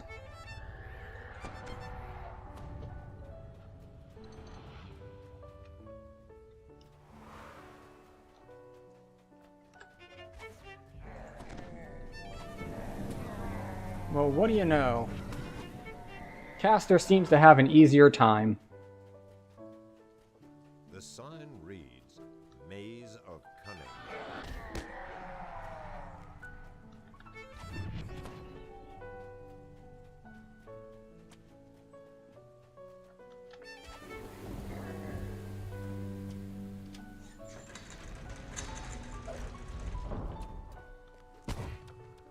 Ooh, I did get hit by an improved trip, though. That was unexpected. I didn't get hit by any of those on the previous build, because the previous build, it didn't matter.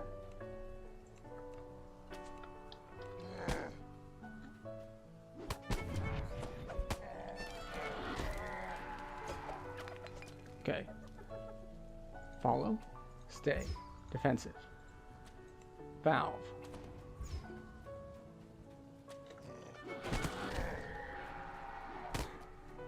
Pull the valve.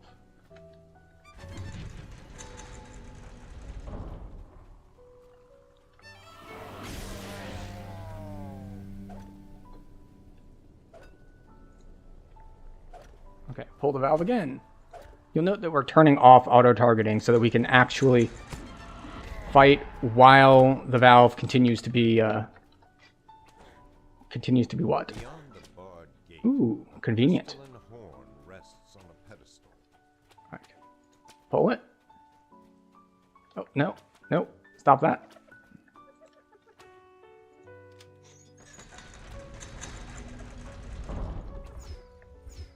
Okay. Now you can pull it again. Because we got both crests on that side to be needed on that side, we don't need to worry about heading back over there. So, follow.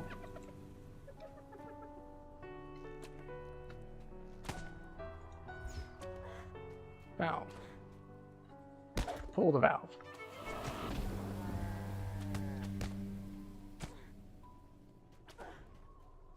Okay. Come in here. Alright. Now, do you feel like pulling the valve? There we go. And again. Alright. So far, this is going much more smoothly.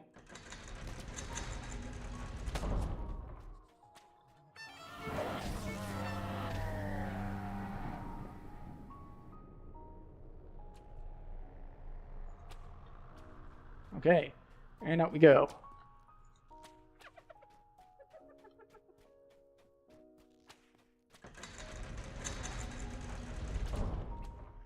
All right, and we can get a little sprint boost going. The question is, will we manage to survive the trap? The answer is almost certainly not.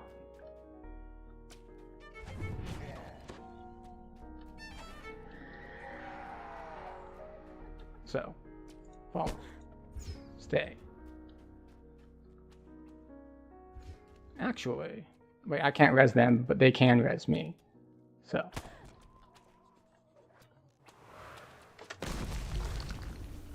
Oh, we made it.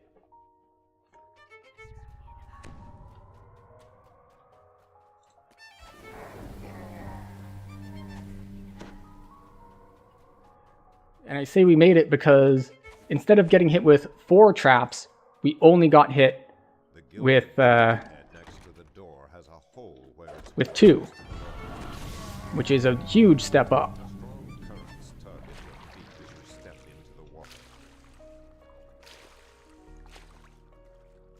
All right.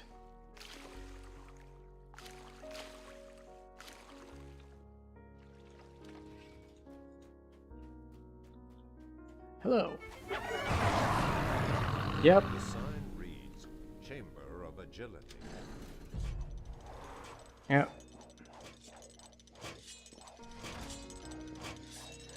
So we don't have evasion, but we do have temporary health, which does help when running through traps. The horn of agility rests here, apparently. It is not blocked. It's right here. Ridiculous. Alright. So far, There's great success. something familiar about this cringing kobold.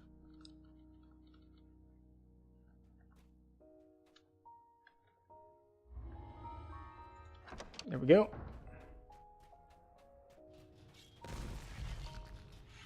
The floor of this hallway has collapsed. The broken bodies of several orcs lie below.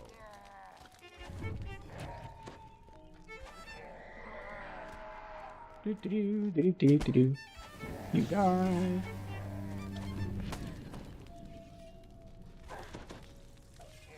Okay, so we still have only 8 wisdom, so this should be easy. On a lectern surrounded by 6 numbered doorways.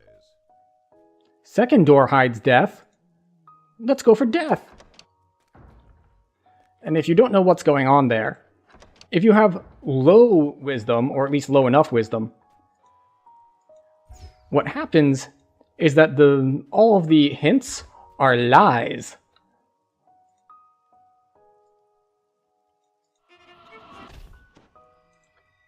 Oh, what do you know? It worked.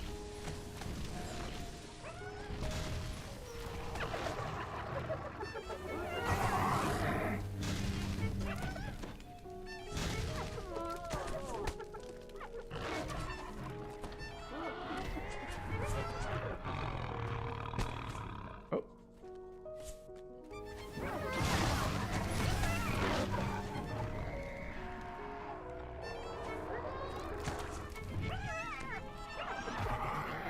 So these are the soul howlers that I was having so much difficulty killing on the previous life. Just kind of walk up and they fall over.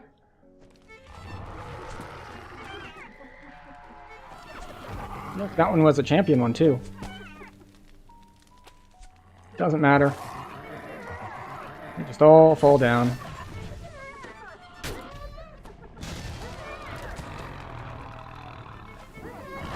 Alright, we're good to go. So, yeah, the difference is quite pronounced. 1, 2, 3, blue, red, green. 1, 2, 3, blue, red, green. So that means this is 2.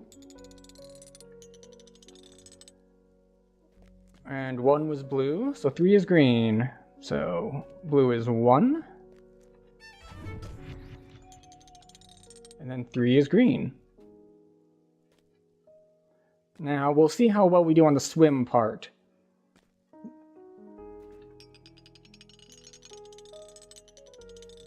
As the puzzle wheel clicks into place.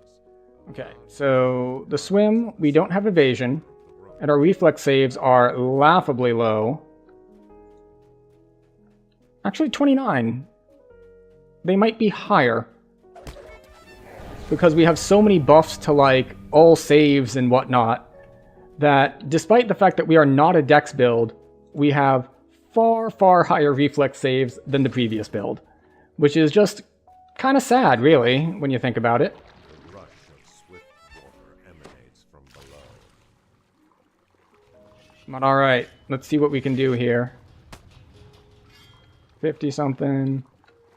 We do continue to be healed by bard songs while underwater, so that is incredibly useful. Alright, we took 90 damage. We did make a reflex save there. So we got that going for us, which is nice. So yeah, it turns out that you can kind of disrespect the swim too, if you're on something like Bard. A glittering pile of treasure surrounded by agitated gnolls.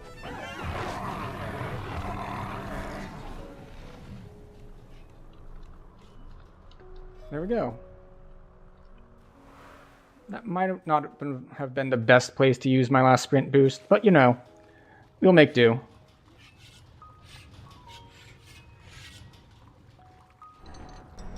Just think how much more we could disrespect this if we had more temporary health. So all these ticks were 31 instead of 20 on our temp health.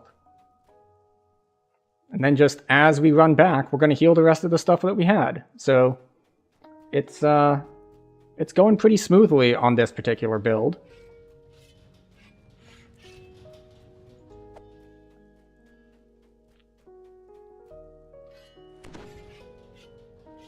All right, follow. Short-term buffs.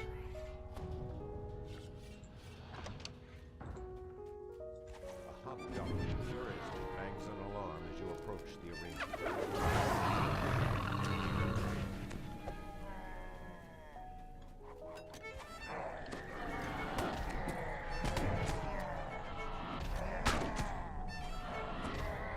There we go.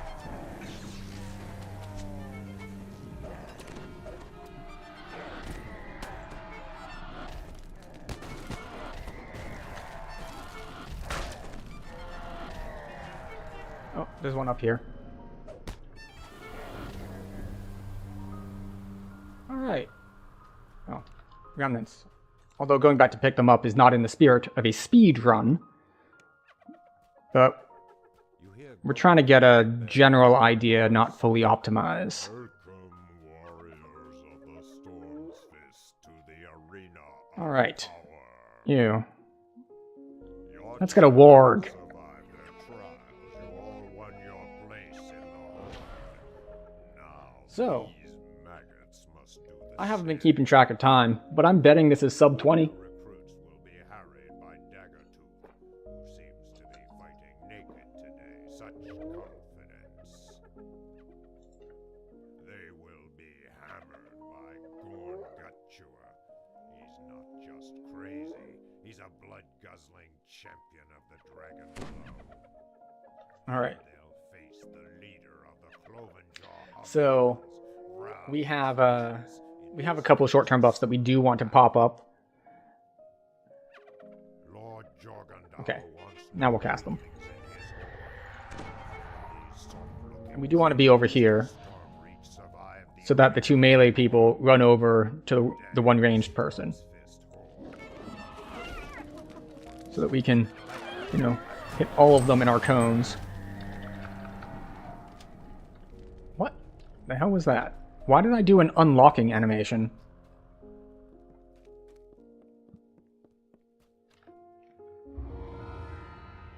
Yeah. 14 minutes, 18 seconds. Under half of the time of the rogue. No deaths. Very smooth run. Felt almost like I wasn't on a first life character, because there's a reason people don't generally recommend Rogue as a first time player, like first character. They recommend things like two-hand fighting Paladin or two-hand fighting Barbarian. I like to recommend Rogue, or I like to recommend Bard, because all of this.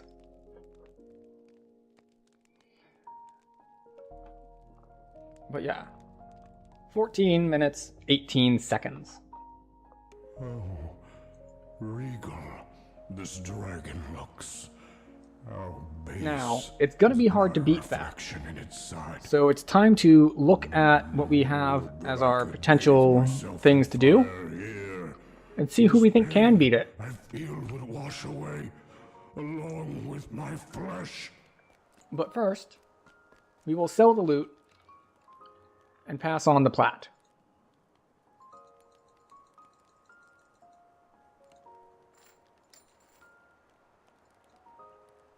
There we go.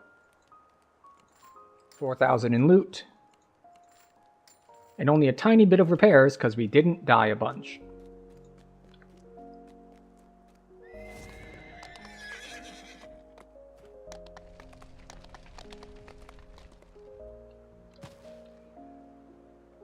Okay, time to deposit money. Deposit 3,000. All right.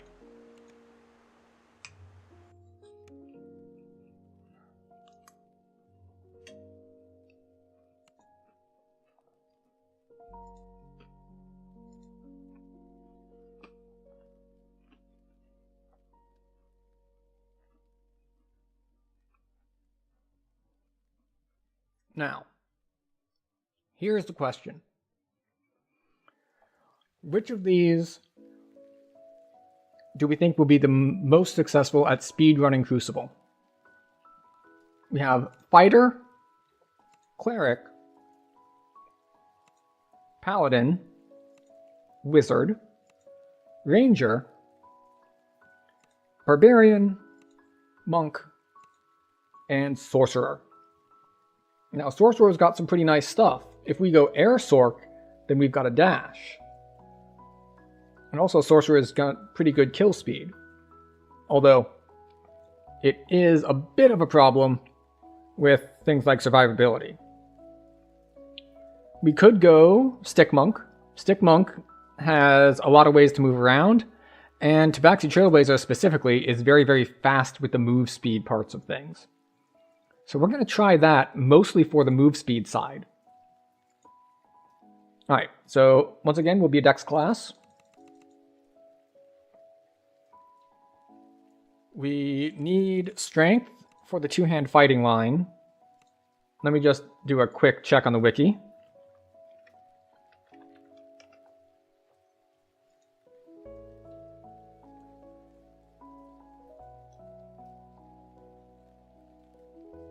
Yeah, that's the problem. If we want to be Dex-based, then that's not great on a first life, because we're going to need 17 strength. So that's not ideal.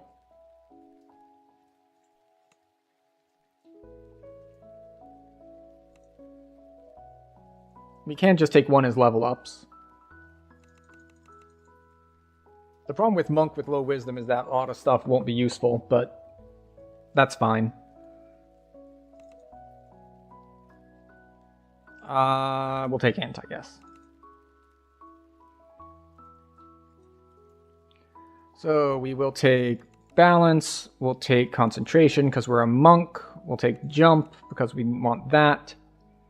We will take 1 point in Tumble, and we will put 3 points in Swim. We want two-handed fighting. And we want power attack. Yeah. Two-handed fighting and power attack. Lawful neutral.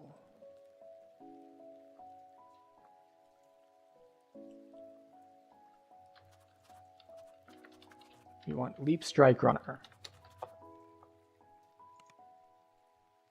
Alright. So, can the super move speed of a Tabaxi stick monk beat out the sorcerer's time, or not the sorcerer's time, the bard's time? Because the bard's time was quite good. Let's see.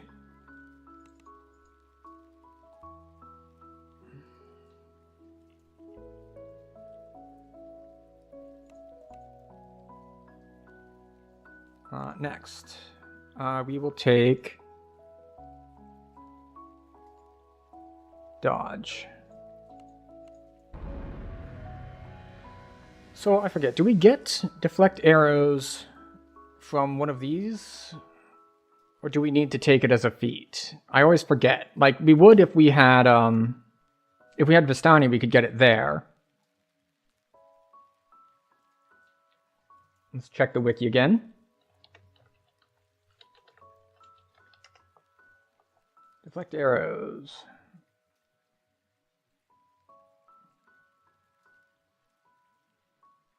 Let's see.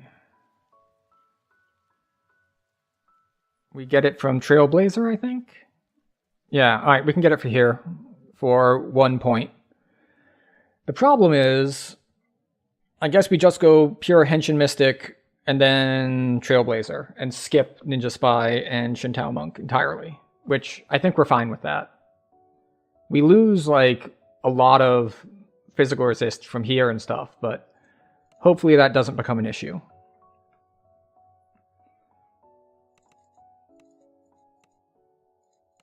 Okay, so combat styles. We will take mobility.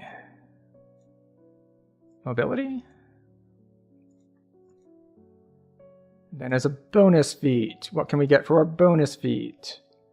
Right. So we want... Actually, we do want Dark Monk this time. The reason we didn't like it last time is that it locked us out of a certain ability. But we're not going to be able to get that ability anyway, because it's over here. And we don't have points for that. So we do want Dark Monk.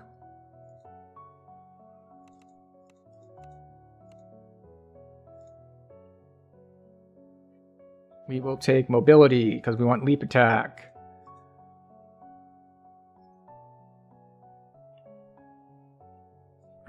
Dark Monk.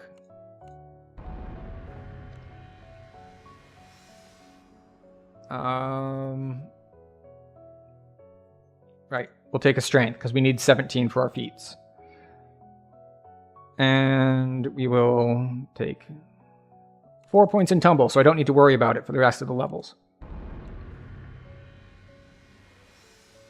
Okay. See how much faster this goes when you don't have very many skill points? Alright, granted class feats. Great. Martial feats. Don't care. How about... do we have... combat styles? We don't want to weapon fighting. Martial feats. Do we have swords to plowshares? Not knights training. Swords to plowshares. There it is. Swords to plowshares and martial feats. Spring attack. Spring attack.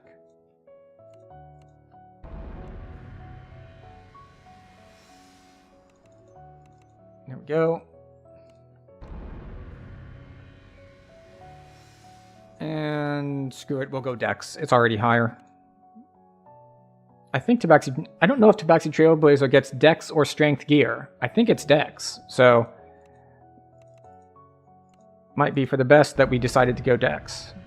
Just because of the gear available to us. Alright, combat styles. Improve two-weapon fighting. Or two-handed fighting, rather.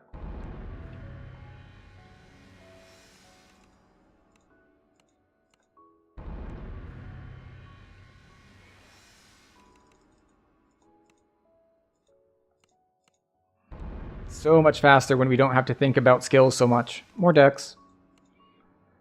Alright. We will take concentration and jump. Alright, combat styles. Can we take greater? No. We want whirlwind attack. I don't think so. Ah, improved critical bludgeoning. That's what we want.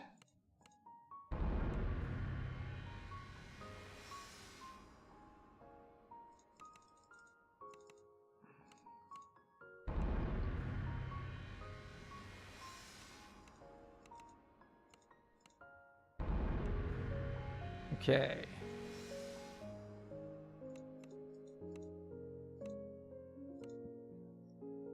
Alright, so our last one is greater two-handed fighting. Alright, now for our points. For Henshin, we want all the basic stuff. Do we want hit points? Intimidate, listen, and hit flanking.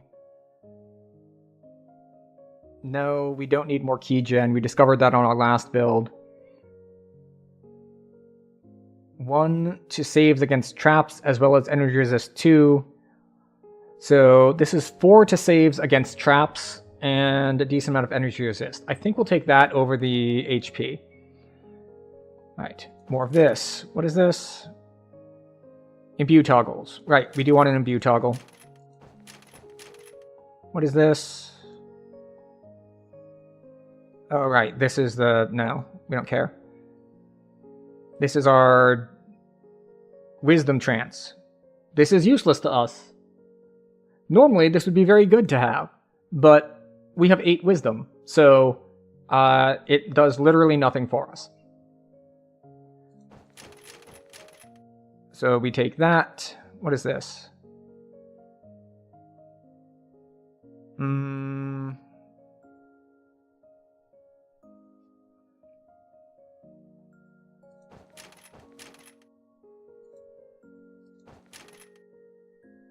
Okay. So we want that. What is this? Magical resist rating. Very nice.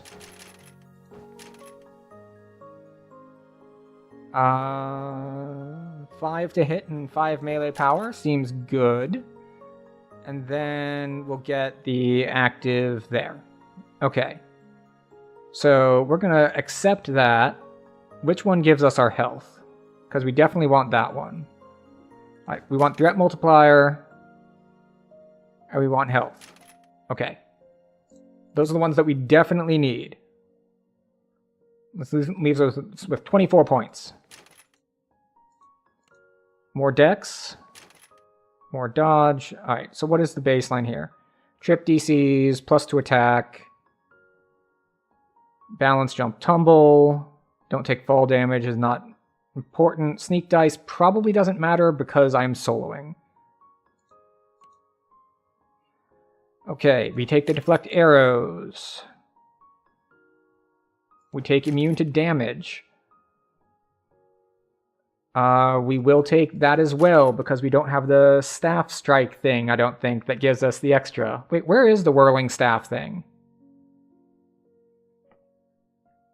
Oh, it's over here in Shintao. It's quick strike. Okay, well, I guess we're giving that up. More saving throws versus traps could be useful. We have strike through. We have attune. We'll take that. There we go. There's our dex to damage. There's our extra speed. More trap saves. True seeing. As you may have noticed, we did run into a guy with displacement when we were on our rogue life, and it took forever to kill him, and taking forever to kill things is bad.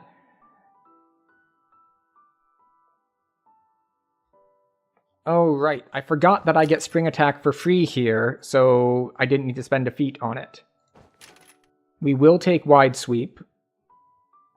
What's the difference on it? Damage. And tumble. Alright, so we'll take the healing. And then our choice is 3 attack and damage, or a big hit Void Strike multiplier. I think 3 to hit and damage is more consistent. Actually, wait, they both cost 1. I thought they cost 2. We get both. Excellent.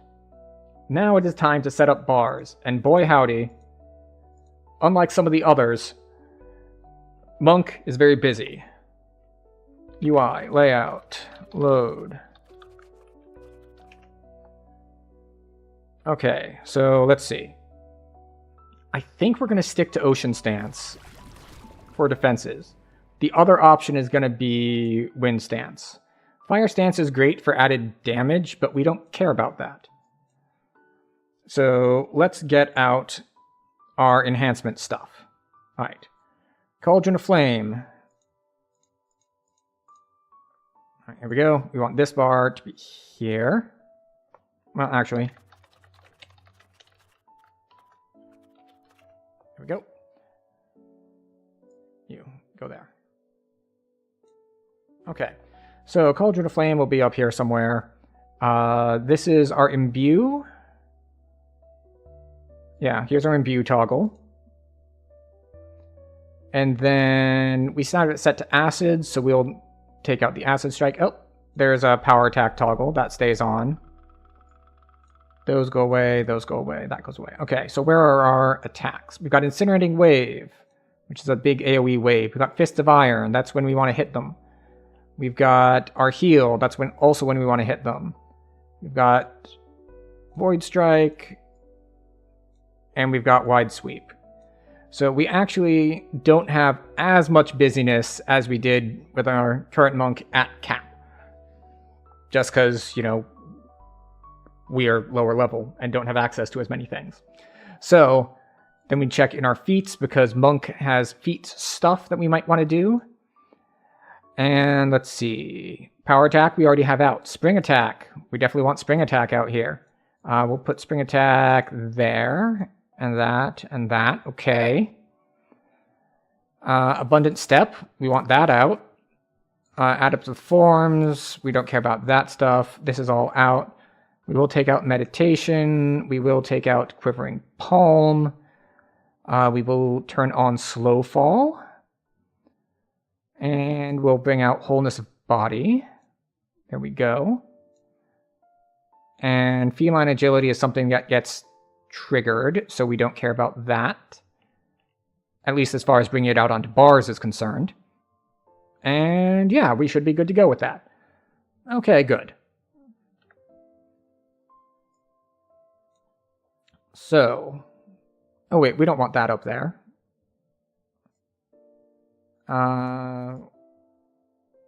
Yeah, that'll do. Okay, so... we need to put on our gear. Now, when I leveled my last character as a stick monk, which is my main, which is on Cannith, the trick is...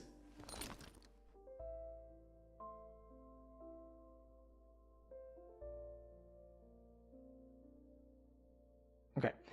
The trick was that I had Elemental Bloom and a bunch of lives and stuff. So, having just a kind of normal, not completely broken staff is going to be an adjustment. That said, I think it'll work out fine. What we do need to do is we need to grab, grab an inheritance. Captain Dramor suggests that you head to the Adventurers Guild to find out All more right. about current events in the city.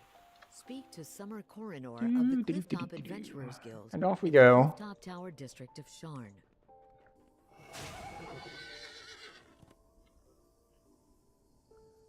There we go. So now we are off to Giant Hold to see if we can beat the Bard's time. And the Bard had a really good time, which I should have written down, and I didn't clip it or anything. Suffice to say, it was a respectable time for a leveling Crucible group. Like, I basically breezed through it. There is no way that this build is going to clear groups faster than that one did, because it basically one or two shot them with like either Horn of Thunder plus Shout or just Horn of Thunder. So we're not going to be able to clear groups that well. We do not have that amount of offensive power. What we do have is a ton of move speed. So with a ton of move speed, we might be able to get through a lot of other things faster. Now, what I do need to do... I have 19 wisdom now. That is going to be too much for the Trial of Wits. So I'm going to need to take off a wisdom piece and or switch to a different stance. I think we need to actually grab Fire Stance out, because that one lowers wisdom. Monk class feats. The Way of Fire, Sun Stance. That drops it down to 14. Where's the wisdom piece? Insightful Wisdom.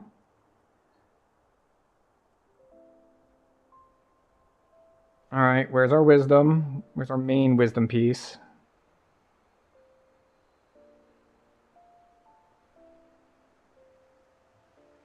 Alright, it's the belt.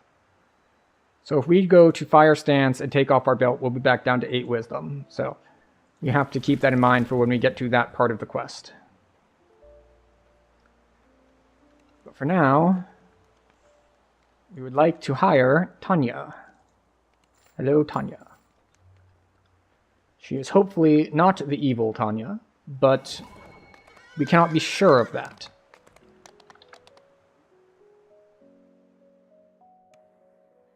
I targeted the wrong one. We want Ruins of Giant Hold, not Giant Hold. You see how we can get to either? Giant Hold is where we already are. That's how we just got looped back in. So we want Ruins of Giant Hold.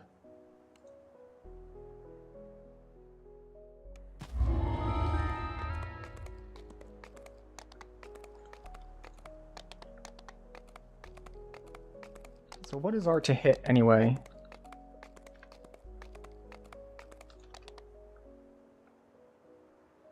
Let's see.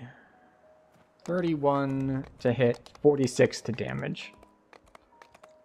I honestly don't know if that's good or not. We're gonna have to find out. It is nice that we seem to have more than enough key regeneration. What does our defenses look like? We have 31% dodge chance. I mean, AC is only 42, but that's a pretty hefty dodge chance. And we do have evasion, and we do have some resists, and we have extra saves against traps. So we should be good to go for a lot of things, really.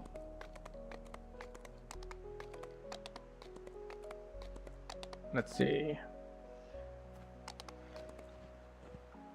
Oh, regal, this dragon looks.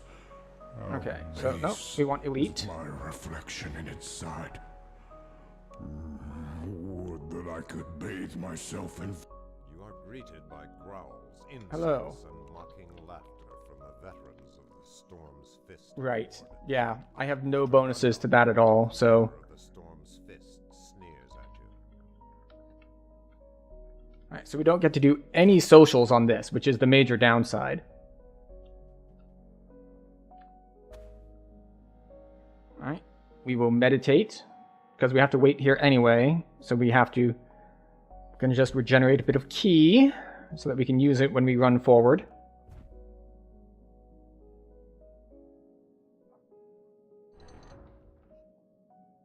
We don't even get to go through the gate right now, we have to wait until the gate opens for later.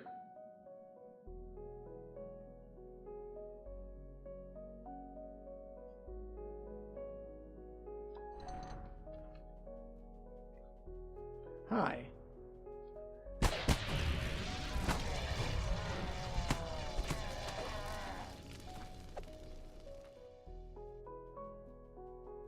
And I have already messed up. Maze of Cunning.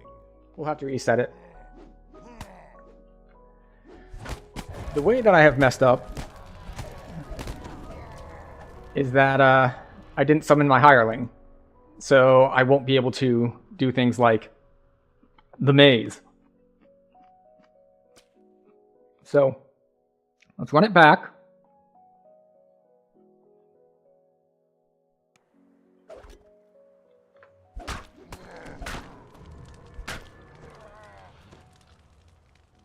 Reset. Neat. Off we go.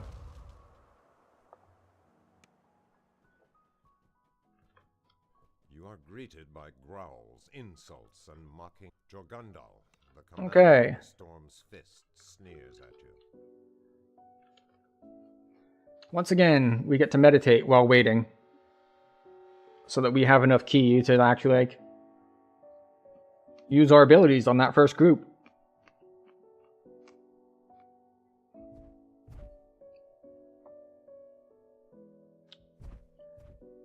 How much does this cost anyway? 10? 20?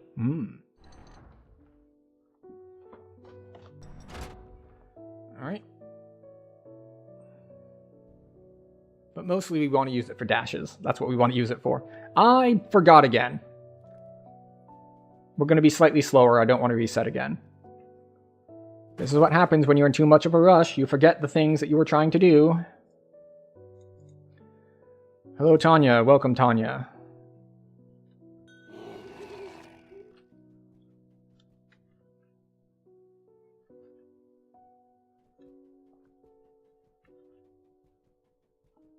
Hi.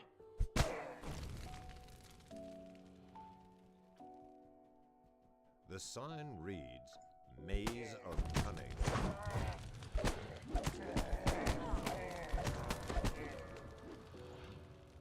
Alright, we have pulled Dungeon Alert.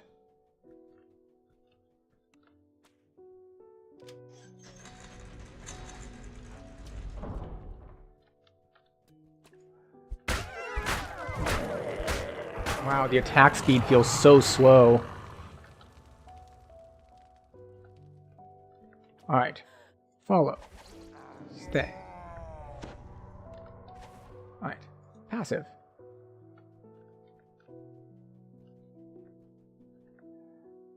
Pull that.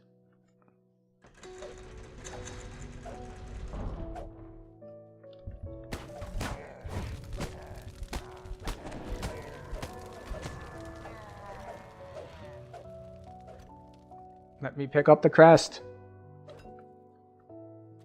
Excuse you.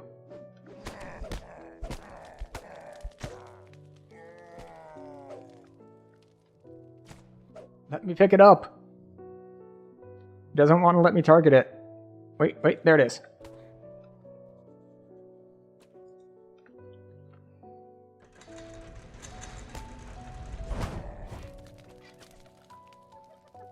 Beyond the barred gate, a Ooh, crystalline lucky. horn rests on a pedestal.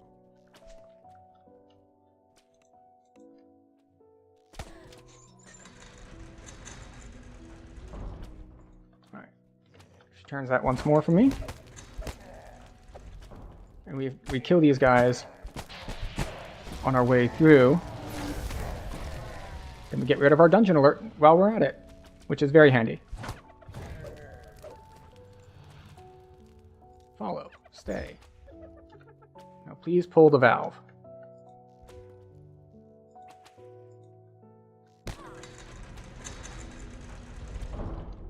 Stop getting stuck on things. Valve again. Alright. You may have noticed I seem more in a hurry. That's because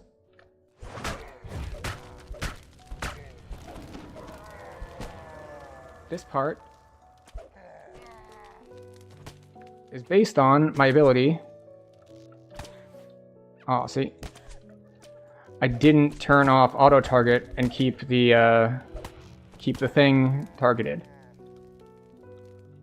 So now I can't really get out because the hireling is too dumb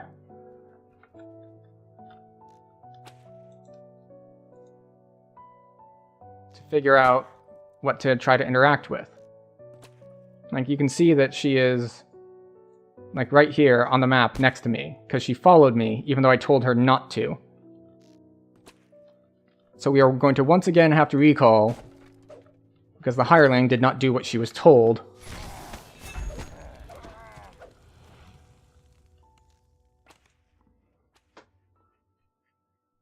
Which is unfortunate, but sometimes that's how that goes.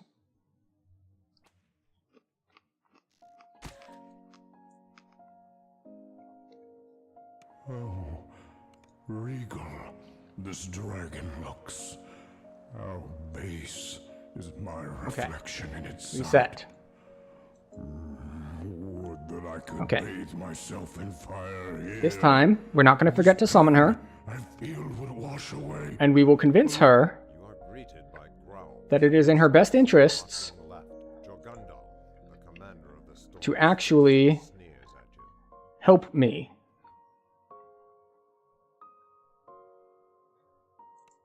You, heal yourself.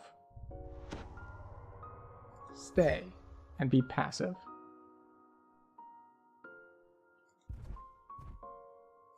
Or follow me and be offensive. Sure, why not? We'll see if she can help me kill things. Because she is Tanya, she knows the smite spell. And she loves to use it.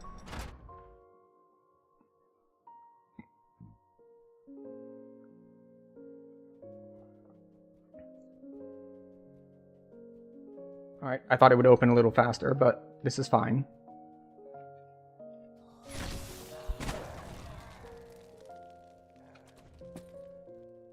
Alright, we did kill a decent number there.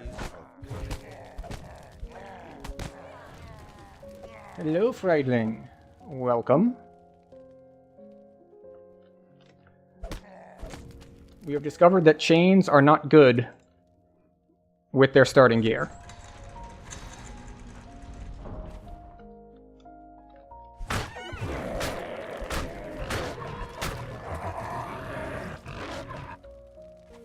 Okay. Follow. Stay. Passive.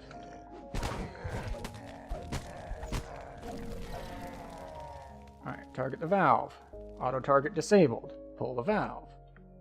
Started a new life today as a warlock tank. You need a good weapon with chains.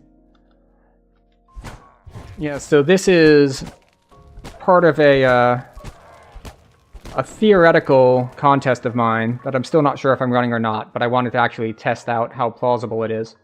The answer is, it is quite plausible if you don't mess it up. Wherein, I want to host a speedrunning contest for the Crucible. Excuse me, Tanya. I said pull the lever. Thank you. With the stipulation that Beyond the barred you have to use a first life iconic at level with the iconic gear that it starts with.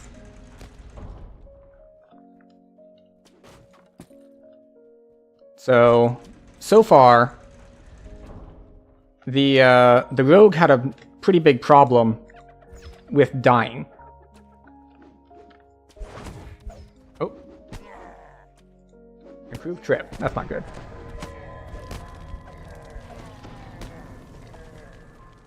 And the reason that the rogue had a big problem with dying... Oh, wait, no, that's not what I wanted you to do. I wanted you to follow me here. Follow me here. Stay. Passive. You're a level puller. Stop trying to be more than that. And the reason is because he got crowd controlled like crazy. No, not lack of AoE. Remember, Shader Kai. I got chains. The main problem was Sleet Storm into Soundburst Stun into Greater Command and like basically getting crowd controlled for 30 seconds straight.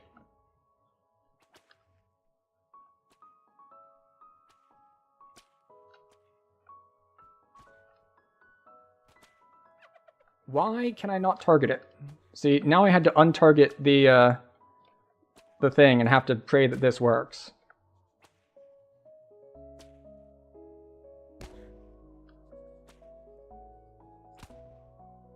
I think she's getting interrupted by being shot by an archer.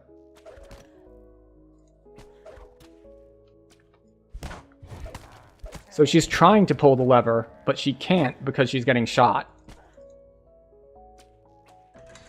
There she goes. She got it. Excellent.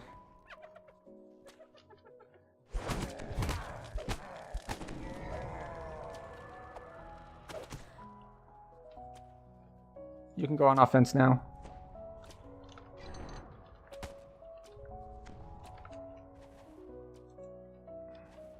So this is actually a hard part.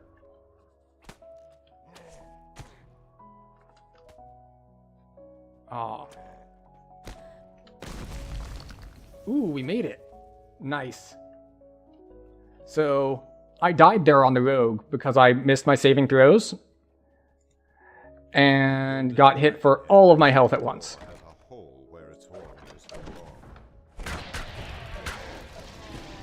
Can you do maze without lever puller? No, you cannot.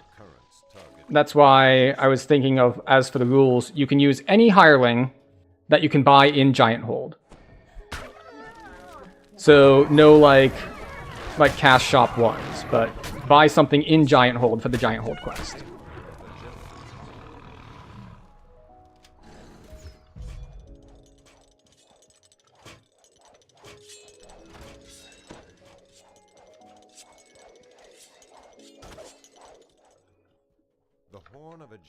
And because it opens up more potential for builds, so not everyone has to like splash a level of Artificer or a level of Druid or something. There's something familiar about this cringing kobold. Use it.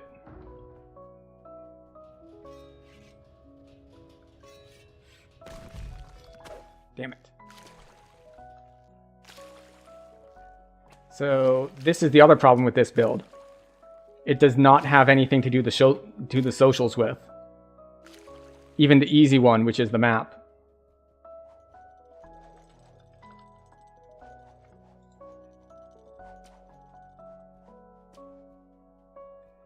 So that's what's going to slow it down and does make running with this particular one kind of RNG.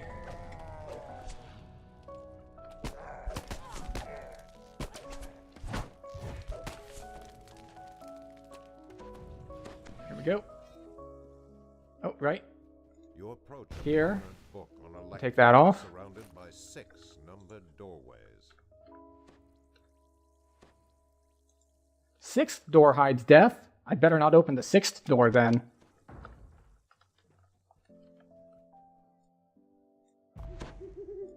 If you didn't know, with low enough wisdom, they always tell you the wrong thing. Which means if they say this one hides death, it means that's the one. That's the correct one. Well, that was an interesting interaction.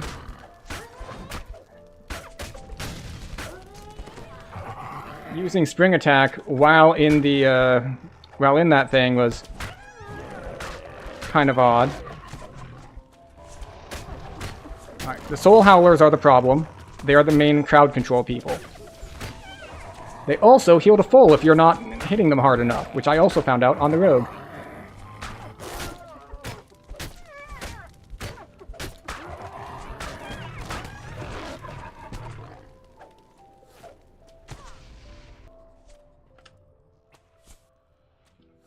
Alright. Next up, as far as level of is annoying and needs to die, are Elementalists. They cast the Sleet Storms. Like, the runners aren't a problem. They just kind of shoot you, which is not a big deal.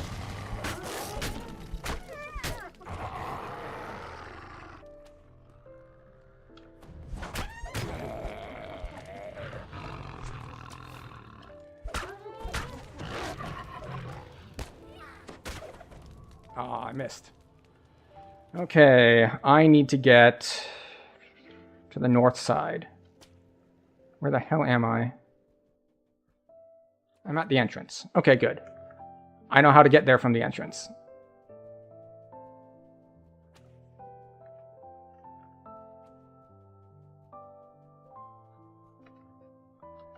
So this is where I lose a lot of time. Because I don't have freedom of movement, I can get really messed up by the sleet storms and fall.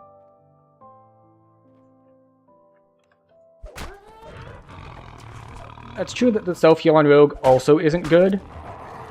Fortunately, because you can bring a hireling, you can bring a healing hireling. Blue 0, green 1, red 3. So red 3, green 1. 1, 2, 3.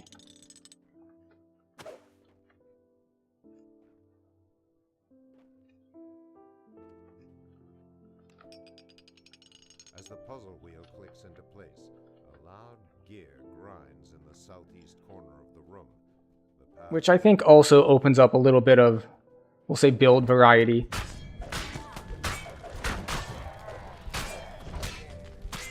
But we'll see if it pans out that way.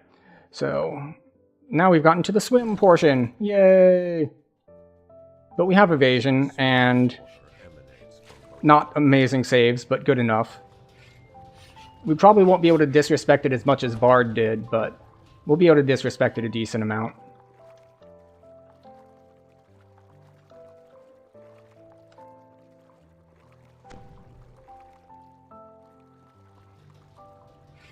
Alright, so I think we touched 2, and we saved both times. Alright, so we touched 3, we saved every time. As it makes its way around several stone obstructions. Come on. Come on.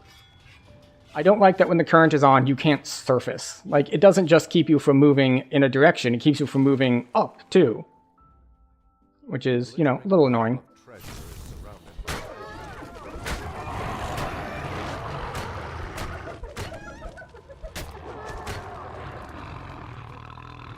Alright. We are good to go. I do think that we're definitely behind the Bard time, but we're definitely ahead of Rogue. Rogue, because I had like 4 or 5 deaths and fighting with the hireling to res me and everything, like, it was 32 minutes. The Bard, on the other hand, was sub 20. Except I can't remember if it was 14 or 18, and there's a huge difference between those two numbers. Hold on. Alright, you get to die.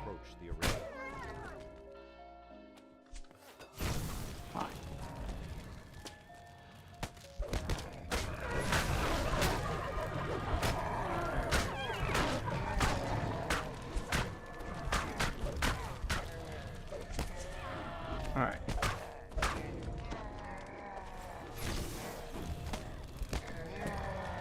Okay, here we go.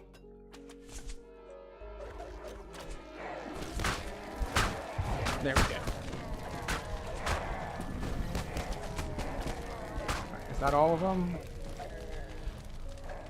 Okay, good. We got our quest progress. We don't need to fight our way to the arena of power anymore. You hear Grogan the Bugbear's growling voice. Welcome Okay, where do we want to set up? We'll set up here on these guys. to the arena of I don't think we're gonna have our cauldron ready to go again by the time it starts, but we might. You all won your place in the Horde. Now these maggots must do the same. The new recruits will be harried by I guess we'll get some wholeness of body going. Wily Ranger of the Wind. Not that we're down that much health. They will be hammered by Gorn Gutchewer. He's not just crazy. He's a blood-guzzling champion So of yeah, the dragon. this part is of course just waiting for them to talk. Face the Can't speed this part up any. Jaw and Arzak Hor hobgoblins. And of course not being able to do socials means that Arzak you fight 4 bosses instead of 3, which is, Gorgandal wants no weaklings in his horde. you know, a downside. Sword-looking traitors to Stormreach survive the arena of power. Today the storm is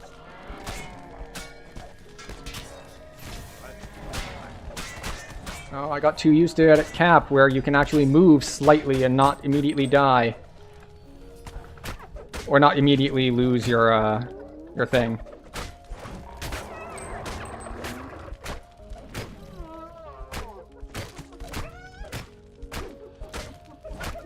Come on.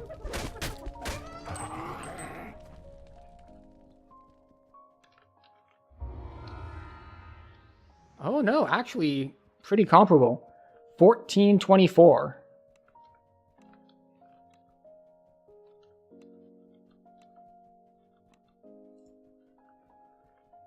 $14.24 is a respectable clear time in like a normal group.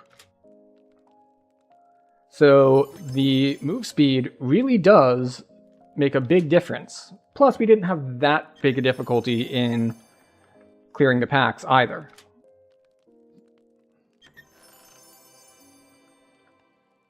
So yeah, 1424, not bad. Now the question is, what do we think can beat it? Because I think at this point we've had 2 14s. I guess the only option we have left that is even possibly going to be able to beat it is going to be Chaos Mancer. Sork for their clear speed. In its side. Yeah, as long as you start out with one. Could bathe myself in fire. It's just got a level cap, and you have to use the gear. The gear, I think, is the main barrier for multiclassing. Because, well, if you wanted to multi-class your, say, Shadar Kai into Warlock, you're not going to have any spell power gear. You're going to have your Shadar Kai starting gear, which has no spell power on it. So the gear restriction does also kind of limit the what? The multi-classing opportunities. But like, if you wanted to splash Rogue into a caster, you could splash Rogue into Sorcerer, or you could splash Rogue into Cleric.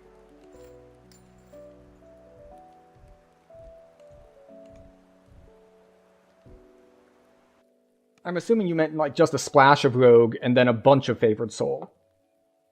For the Favored Soul, like, casting power.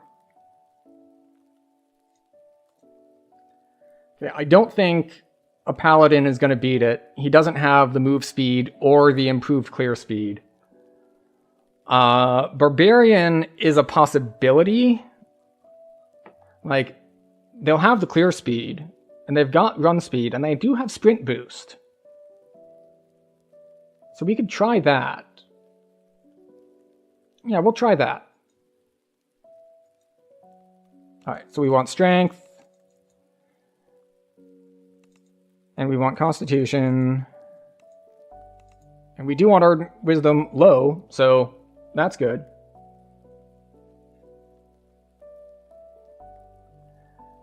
And let's see. We might want int so they have enough points for actually skill points and things. And a little bit of reflex saves. Yeah, we'll do that. Need blood sacrifice. Yeah. So, let's see. We don't care about intimidate, I don't think. We do want jump because we want to be able to jump. It's not something that usually comes up because people usually have like tomes and stuff that like, oh, well, I've got +3 on my tomes to jump, and I've got my stat tomes, and I've got my guild buffs, and all that adds up, and suddenly like you're close to jump cap, and it doesn't matter. We do want swim. We probably want intimidate for one of the socials, although we probably won't hit it anyway. And where's swim? All right, there's swim. We have swim, jump, intimidate. And I don't think any of these other ones matter. Back.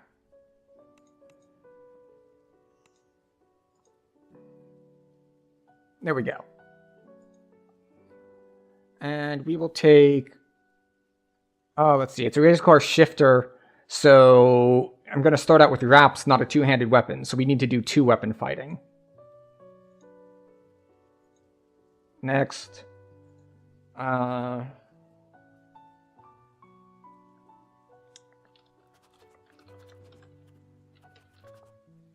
Health Runner. I've been amazed that some of these names are available. Temp Health wasn't taken? Straight up Crucible as a name wasn't taken.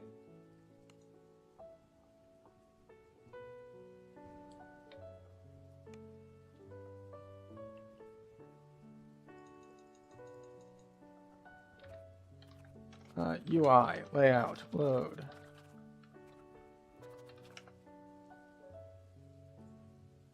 But yeah, I haven't figured out all the details because it's a contest I'm planning to host. But I wanted to actually just run through for feasibility. Like decide, all right, is it going to be Elite or is it going to be Reaper? I think Reaper, or I think Elite allows for a greater variety of builds to succeed. Like self-healing builds will actually be useful instead of just temp health. But it's still hard enough that you still actually have to fight. A barbarian. I have too many points, so I'm just going to dump a bunch somewhere.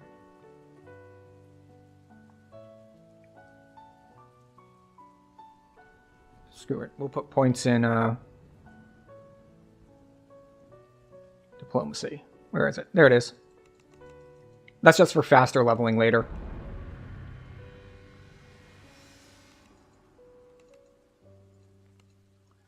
Alright, we want improved. No, we can't get improved yet. We'll take power attack. Where's Marshall's? Power attack. Since we can't do precision while raging anyway, it's kind of a done deal.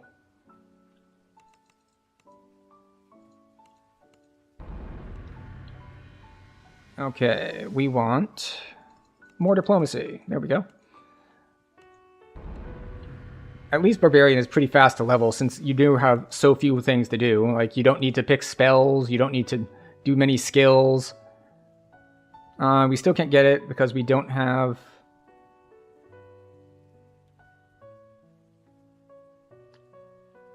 Need 17 dex for 2-weapon fighting. How much do I have? 15. Alright, we should be able to get it still. I have messed up. But it should be recoverable. We just need to take other stuff first. So we can't get our combat style yet. I guess we'll take dodge. Like, dodge is probably like the baseline thing. It's going to be either that or something else. Yes, yes. Intimidate, jump, swim. Alright. Dex.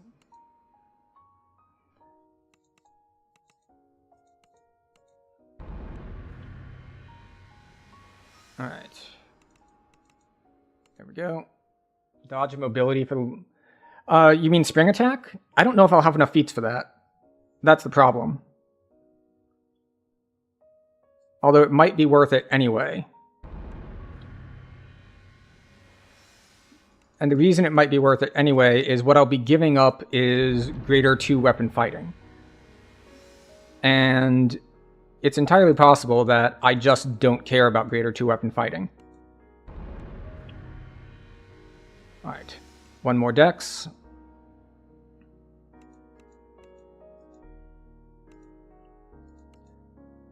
And now we should be able to get improved 2-weapon fighting. And greater 2-weapon fighting also only takes 17 dex. So yeah, improved 2-weapon fighting. So I only have 1 feat left is the thing. So the problem is that I can either take greater 2-weapon fighting or I can take spring attack. So we're going to max out these at 18. So we can either take this, which among other things give hit points, gives offhand attacks, or we can take spring attack. Spring attack might be the better option for this specific goal.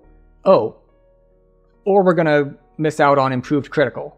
That's the other thing I would have been missing. So I've messed up this build several ways. Instead of dodge and mobility, I should have gotten improved critical. So we'll take improved crit here.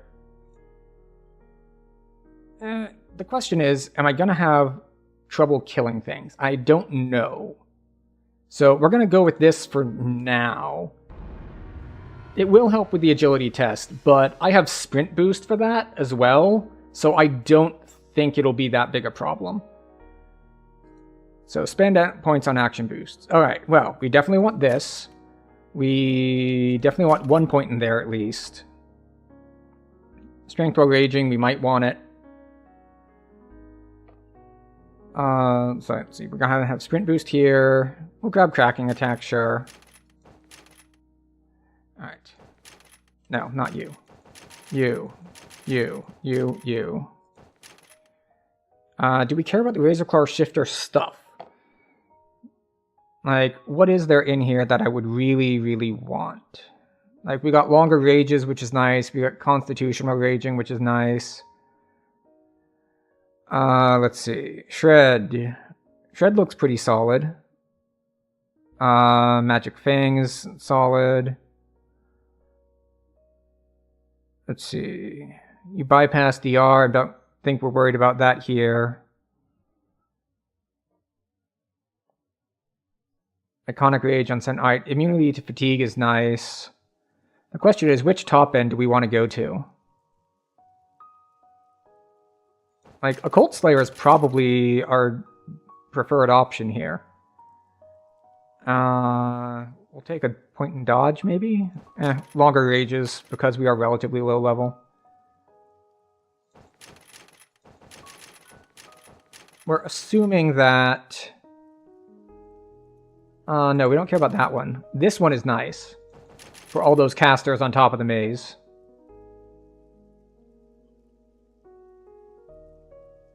We don't care about that. Disease and poison is not something that we're going to get hit with a lot. Actually, I want to see if we're dodge capped when we put on our gear. Because that'll inform whether or not we want to do some other stuff. Like, do we take points that give us dodge? Well, I mean, if we're already dodge capped, it's not going to be useful.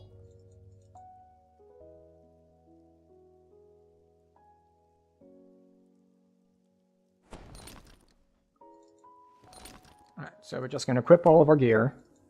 It is nice that they give you death block. And the monk has immunity to blindness on their gear as well.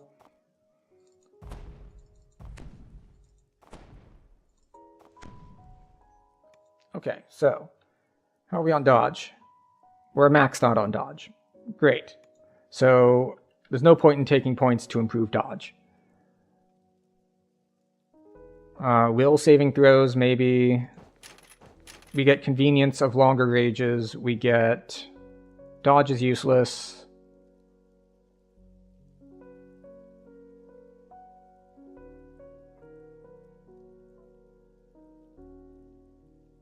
How many points do I have? 2 points? Is your smash worth it? Maybe.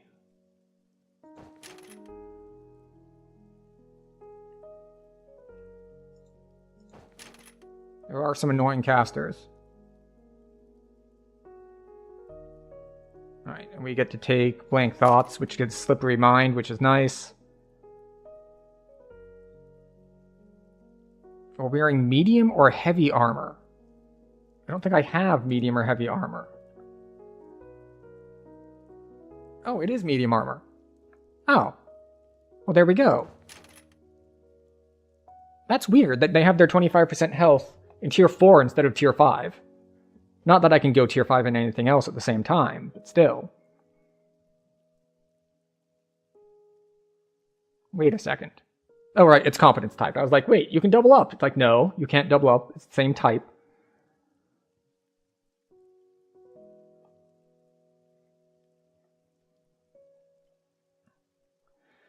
Oh, we can get permanent freedom of movement there. But if we do, we won't be able to get our top level. So let's see what else we can do here.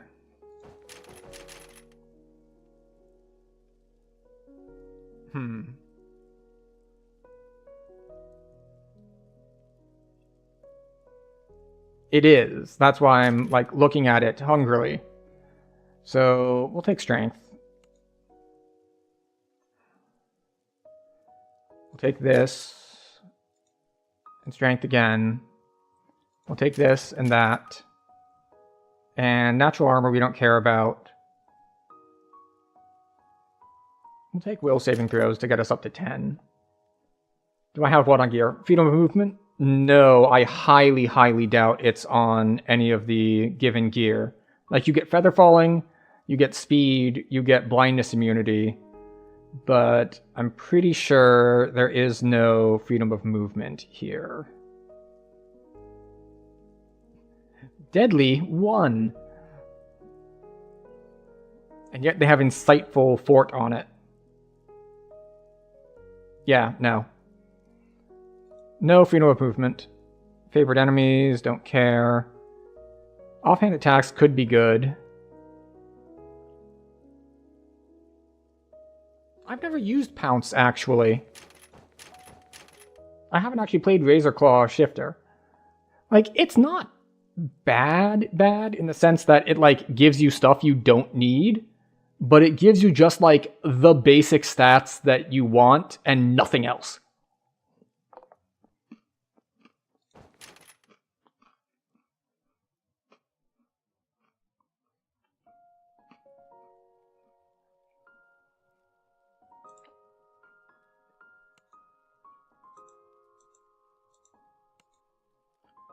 Oh, I can't reset because I don't have plat for it. I forgot. Alright, let's go to the bank and try to withdraw enough plat to actually respec. I forget it costs money because it costs so little money compared to what any established character is going to have. That you head to the Adventurers Guild to find out more about current events in the city. Speak to Summer Coronor of the Clifftop Adventurers Guild. Alright, so let's reset this tree. We know we really need the temp health. And we kind of do want Supreme Cleave.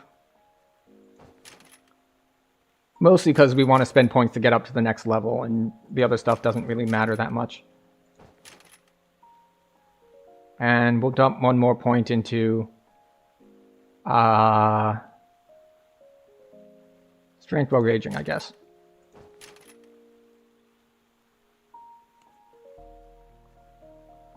So that leaves me with, I can spend one more point here. We'll do a whiz saving throw. We'll get freedom of movement. What is this? Crit multi? Do I care about crit multi? We'll come back to you later. Because I want to see what I'm trading off on by not having that.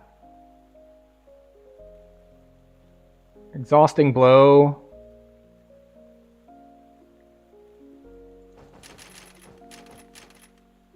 And 2 more strength while raging. What is the no in response to? Is the no in response to, do I care about crit multi? Because if so, I am inclined to agree. This is also crit multi,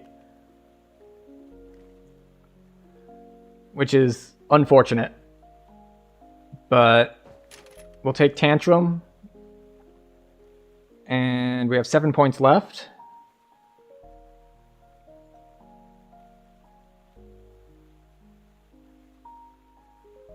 Oh. And there's our 25% health that we wanted. And since we'll be an elite, that should be more than enough to keep us up.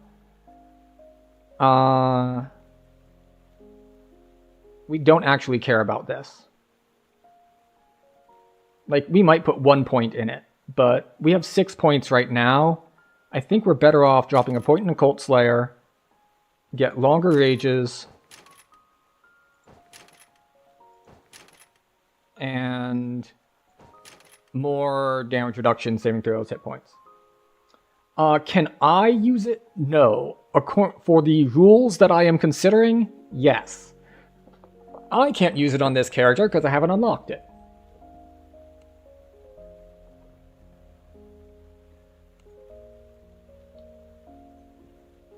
Missile deflection would be nice, yes. Alright, now let's get a mount out. We'll go with the Chonky Dragon for this one.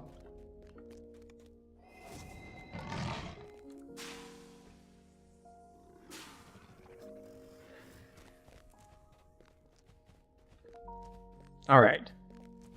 So, we do need to make our way down to Giant Hold.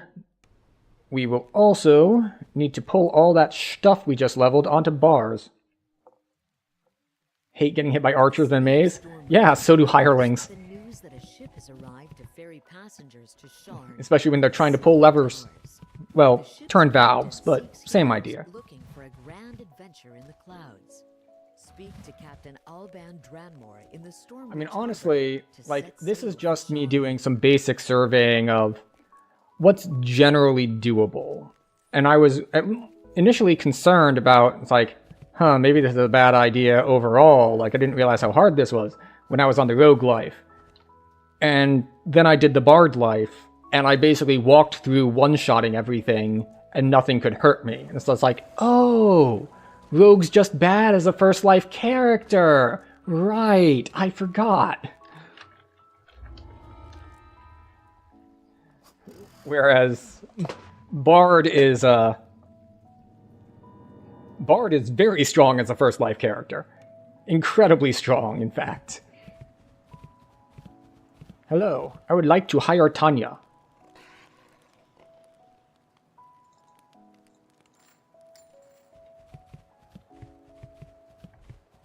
Okay.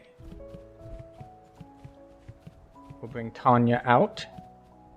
And while we're in town, what is this?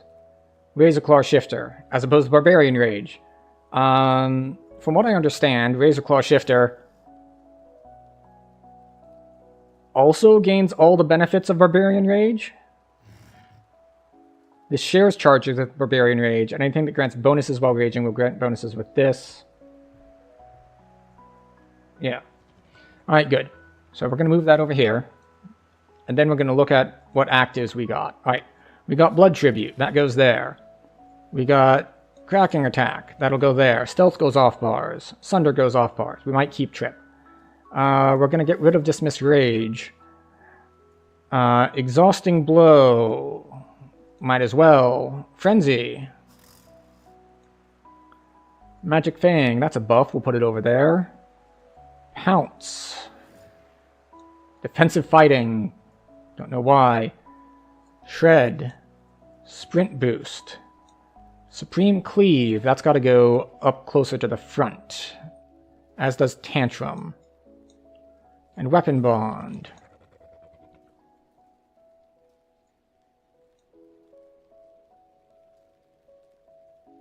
They do work together, right? Yeah. So, let's see.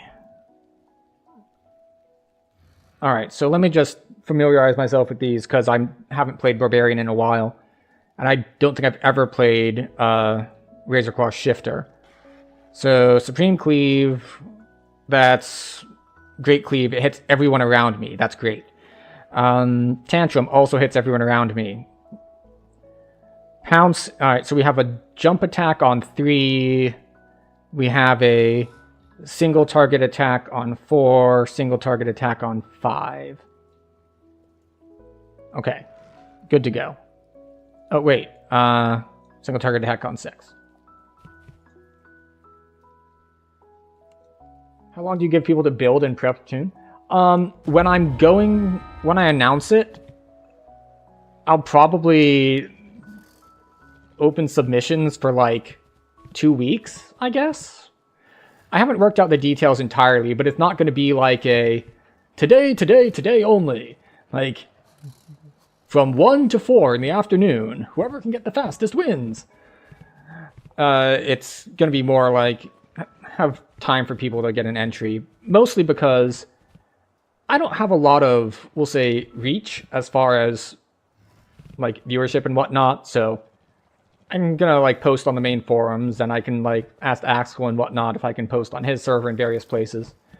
And DDO is a relatively small game, so I want to leave some time for people to hear about it, to consider if they want to or not, and to, you know, get around to actually running. Yeah, and as I said, the level cap's 15, which means I could have 4 more action points than I currently do by leveling up 4 more ranks within 15, because Iconics start at 1 XP into it. So, yeah, I need to gather, 1, gather together the exact rules and try to close any potential loopholes, and 2, finish setting up some of the stuff I want on my Discord so that I can direct people there and not kind of be embarrassed that there's nothing there. I want to set up the onboarding thing so that people don't get, like, confused. It's just like, hi. Like, there used to be a thing where, like, oh, you set up all these bots and people react and blah, blah, blah, blah, blah, blah. And now Discord lets you, you know, do that inherently. Like, you log onto a server and it's just like, hi, are you interested in these things? Yes or no? Yes, yes, yes, no, no, no. Boom. They're in the channels that they care about.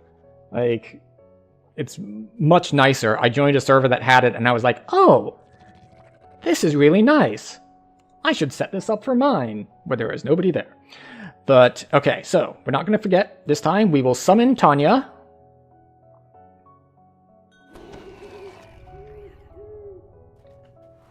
We'll hit our sprint boost so that we can, honestly, I probably should have invested in... Yeah, diplomacy is going to fail. Yeah, those are both diplomacy, and the other guy, intimidate only works if you've already diplomacied with the other guy. Like, he's intimidate, but he's only intimidate after you talked to the guy to get the map. You know, thinking about it, I really should have grabbed this one so that I have more sprint boosts. I thought, yeah, I've already got sprint boost. But it's like, I don't have that many charges. If I could have more charges, like to include my rage charges, that'd be pretty nice.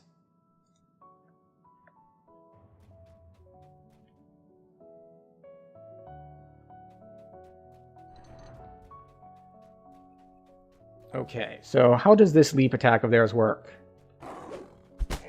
Oh. Oh wow, these are some awkward-ass animations.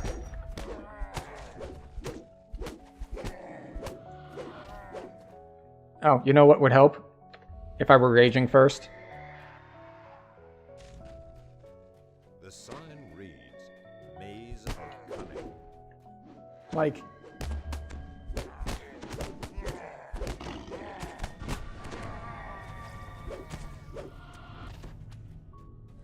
Okay. Well, this is awkward. Man, two-weapon fighting is just rough.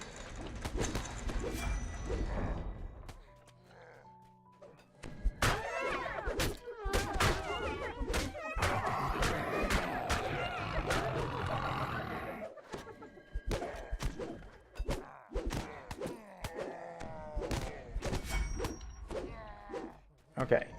Right. Follow. Stay. Passive. Valve. Valve. Thank you.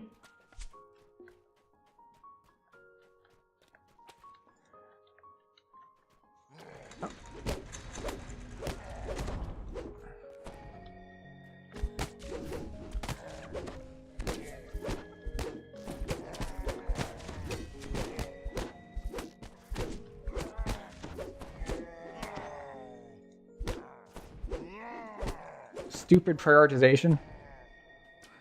Like, I know that I'm clicking on the crest, but it's still not opening for me. Okay, she managed to get it even though she's Alright, that goes in the socket. That goes in the socket.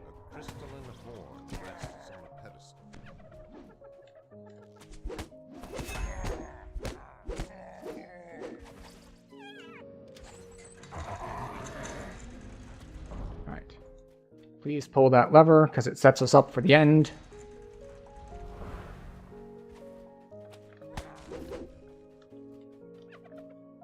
He died? No, he didn't die.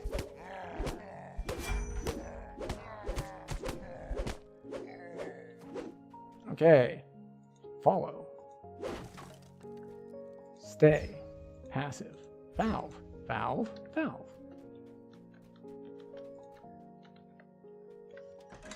Oh, wait, no. We want that disabled.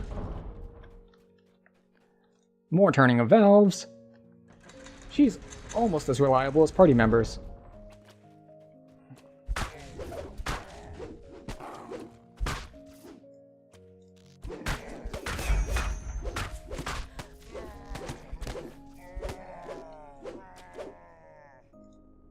Okay. We need to turn that valve once more, and then we're good.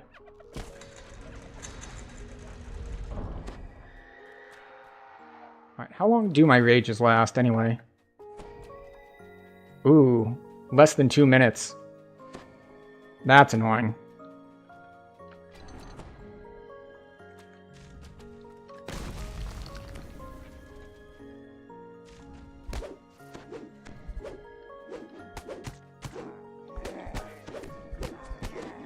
Yeah. This is definitely one of the less optimized builds, I will say, just because I've actually never played Razor Claw Shifter before. So I wasn't familiar with like what they have in their racial tree and how their attack animations work here.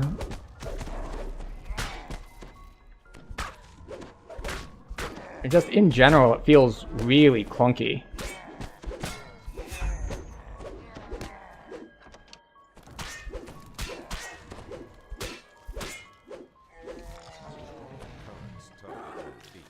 Okay, so you don't need a target for that. Interesting. Very nice, actually.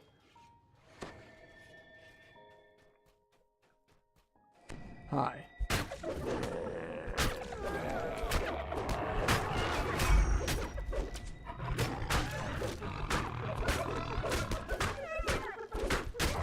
But having no, like, passive AoE is kind of annoying.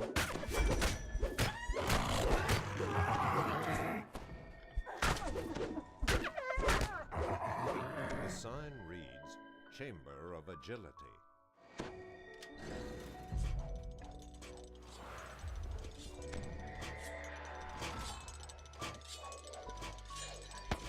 Alright, Blood Tribute. Already got popped. Nope, don't climb up on that. The Horn of Agility rests here, apparently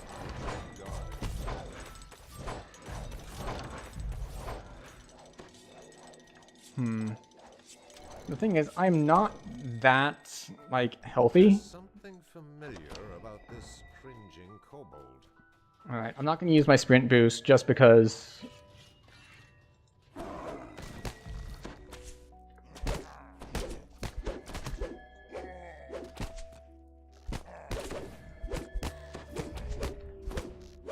Oh, really? Negative levels?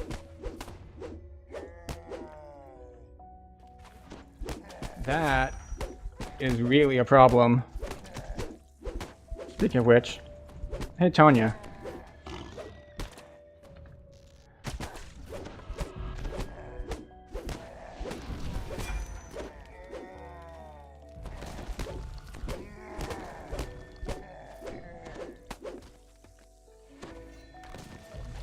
There we go.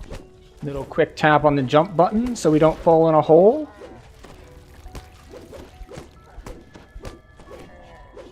How's my wisdom? 6. Excellent. You approach a prominent book on a lectern surrounded by 6 numbered doorways. The third door hides death. Better not open the third door then. A key component.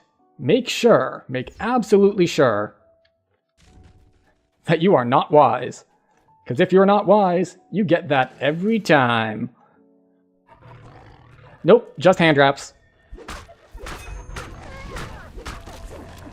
Sound burst stun. Okay, alright. We're doing well. We're still completely crowd controlled. Nope, greater command. Greater command, and dead.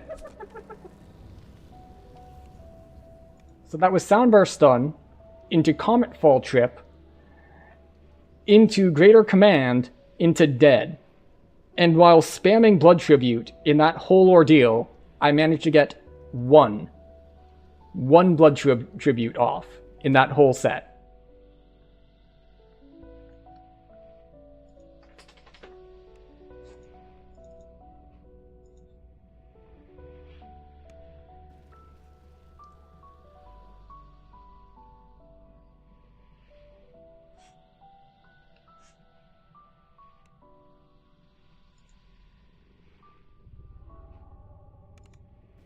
Oh, that's not good.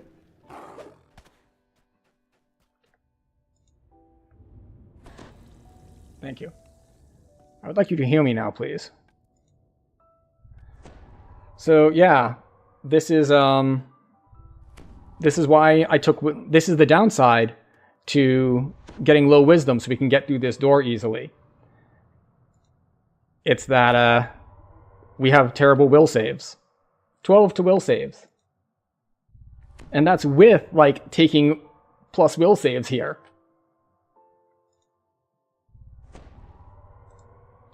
Okay. So.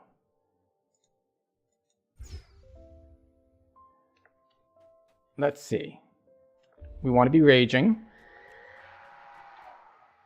Elementalists. We don't care about the elementalists. They're annoying, but not deadly. You're the one that we care about. Oh, that is special right there. And we're in a hole. The spell can I acquired a lot of damage from a lot of damage ticks. It's just that I was hard crowd controlled for an extended period of time. Like, that's what killed me. I was gradually chipped down. So the one I care about, as far as killing first, are the Soul Howlers, because they're the ones who do greater command. The Elementalists do the, do what? Yeah. The Elementalists are the ones who are going to drop the acid spells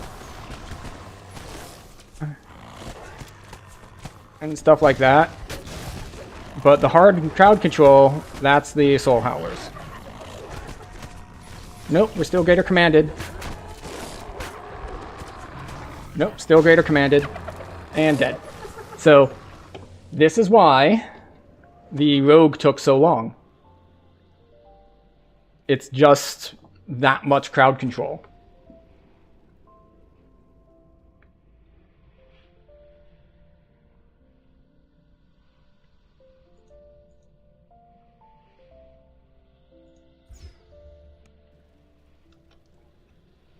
And with the two... It's lack of crowd control and lack of burst damage, actually, as well. Because on the... Why does telling them to stand in place, like, make them forget to take other commands?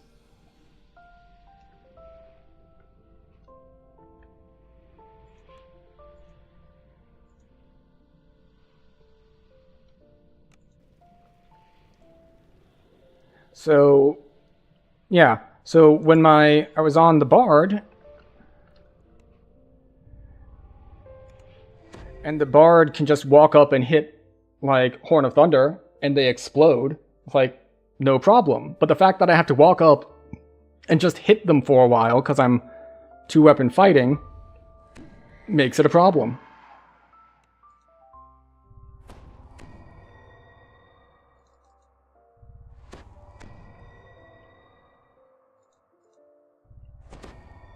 Alright, once more with feeling. We're going to try to get back in the corner.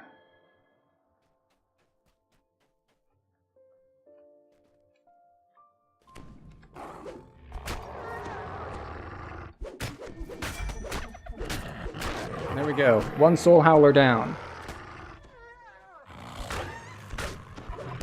I shouldn't even be spending time on this guy.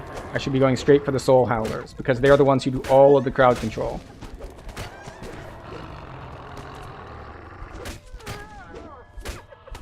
Fortunately, I brought the Hireling out to distract them this time. And not only does she distract them, but I brought Tanya with me. Not just any Hireling, but the one with the massive Holy Smite damage. Oh, the attacks feel so slow. See, look, Tanya just took like 200 damage. But you know what she's doing? She's healing herself and moving on.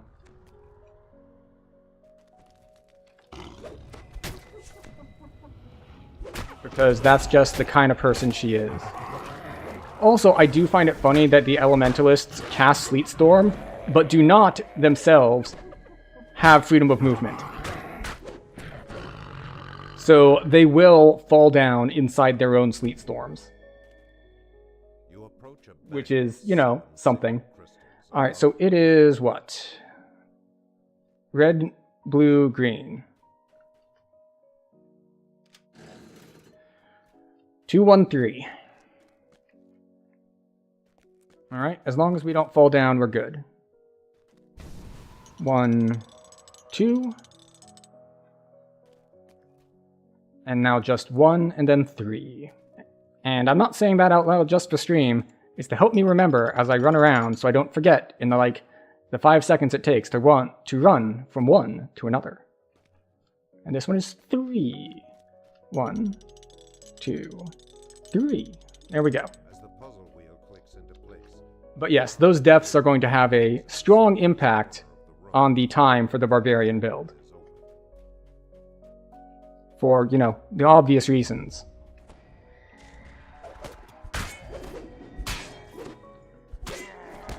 You know, like, the fact that I walk up, I hit like 3 abilities, and none of them are dead yet, is just like, why?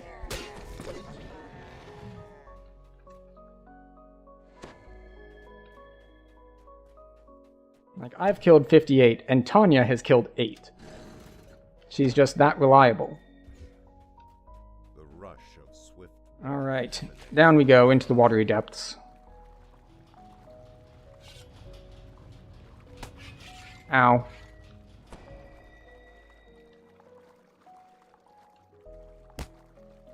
Ow.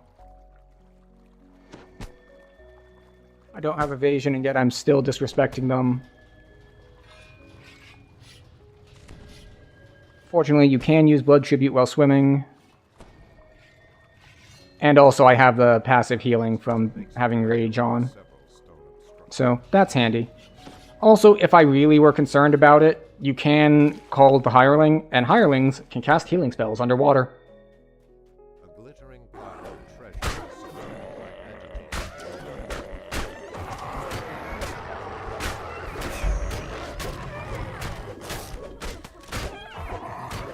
There we go.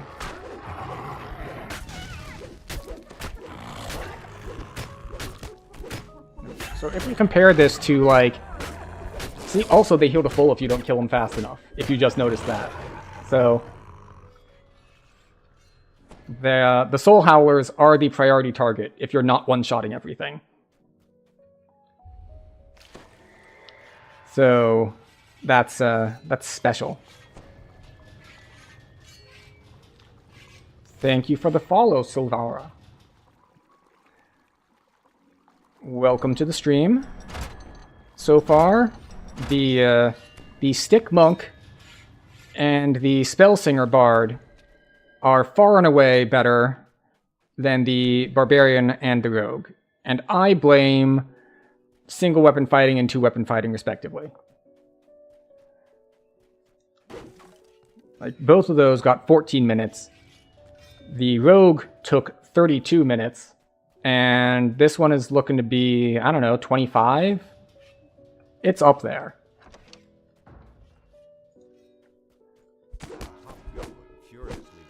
Like, the damage is just so low.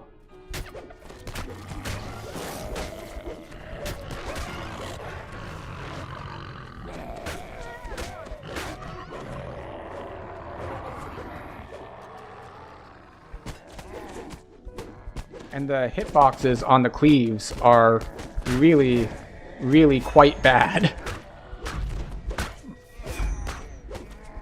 Like, I still have Razor Claw Shifter lives left to do on my main.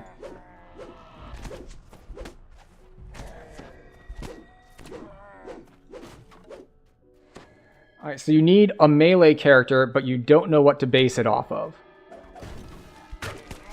So you play Cleric. You can do melee Cleric. I know Axel likes those. I didn't like melee Cleric. If you do want something that feels more castery, there's always Eldritch Knight, where you can go Sorcerer, or you can go Wizard. Wizard is usually preferred.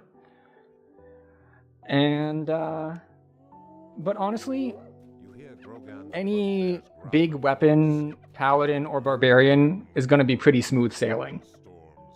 Like, just get a Barbarian with a big axe or a Paladin with a big sword and just go around and cleave everything to death. Single weapon fighting and two weapon fighting work great for burning down bosses, but they don't level as easily. Oh, Twitch ran ads. Okay. We're going to need to hold on after we finish up this run to make sure that everyone gets to see how the timing worked out.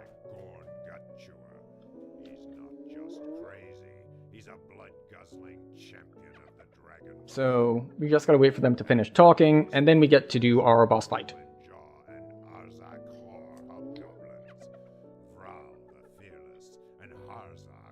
Okay. Still waiting for them to finish talking.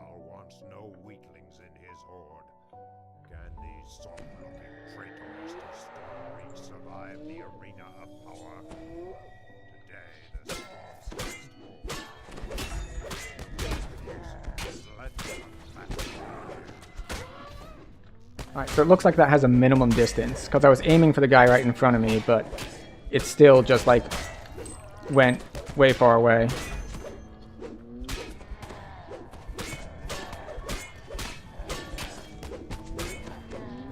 Alright, and Daggertooth. Yeah, just, like, the amount of time it takes to kill things is so different from the others, even though they are all literally, or theoretically, they're all starting from the same point, which is that they're Iconics. They're just going with their starting gear.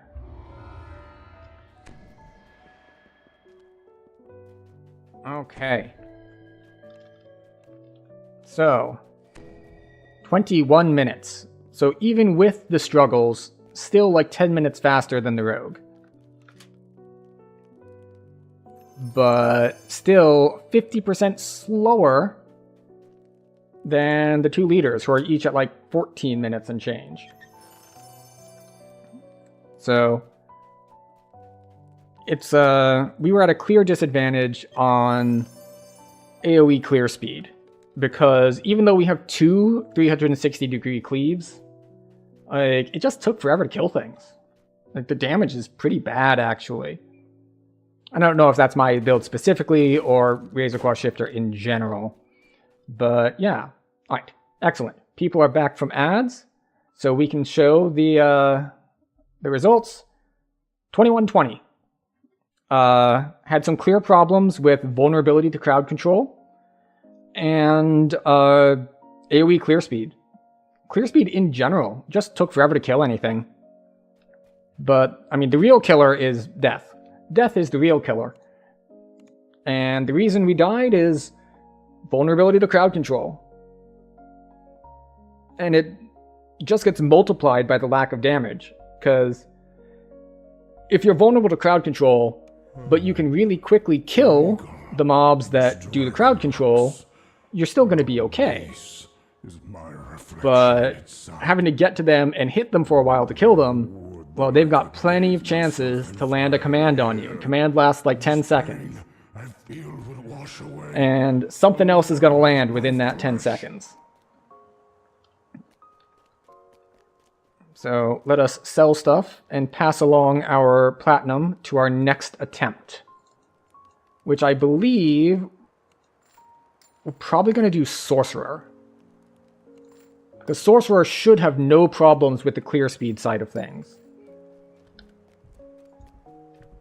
But I don't know how it's going to do with move speed. If we go Air Sorcerer, we will have a leap.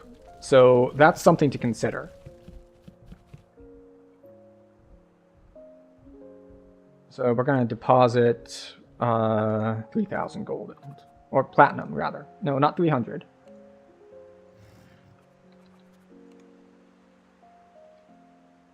Sorks can't swim in agility test. I believe that Merfolk's Blessing is on the Sorcerer spell list, as is Jump. The agility test will be rough, but that's why I'm probably going to go Air Sorcerer so I have the leap out of T5. So it will be more difficult though. Traps in Swim, just don't get hit.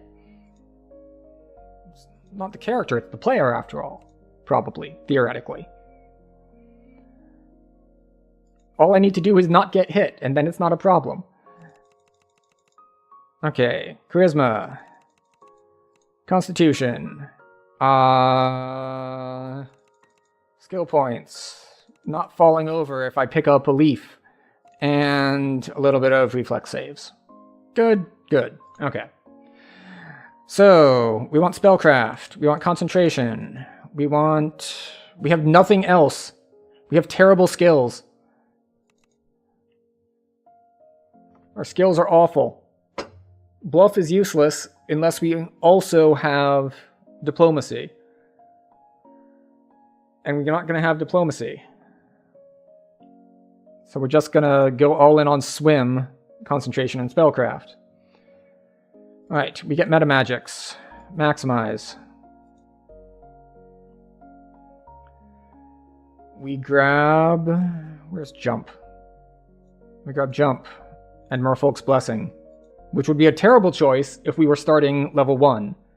But we level to 15 immediately, so we'll have other spells. So what are we doing? Air Leap. There we go. Great.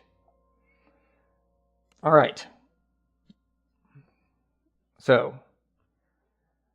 this would be another relatively quick one to level. I mean, we will have to choose spells, but sorcerers don't choose that many spells. Hi. All right.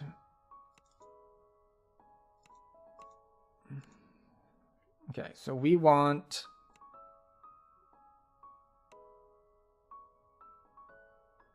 let's just grab shield.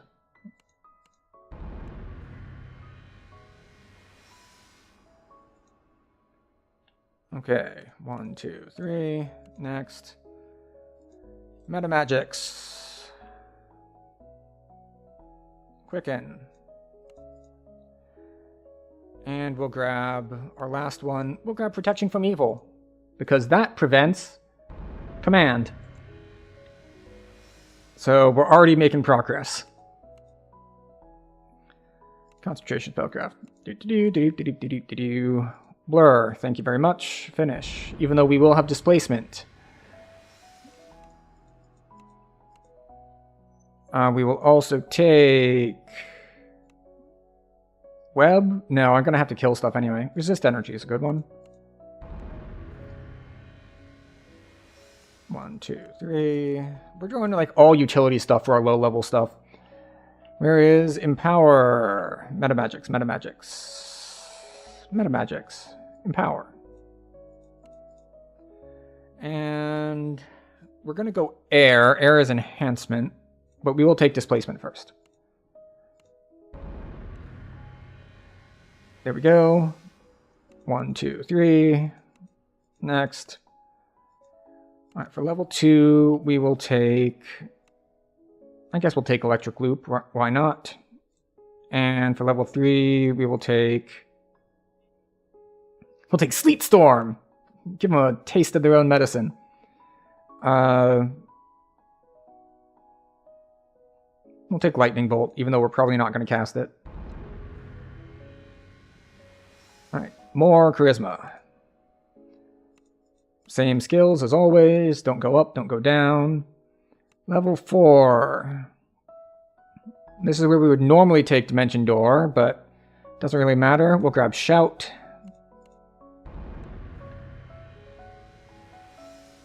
And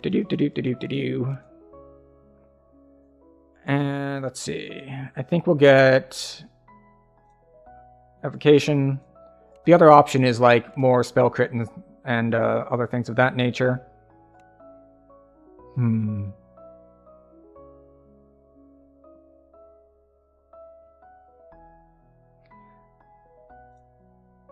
I guess we'll grab Chaos Hammer, actually.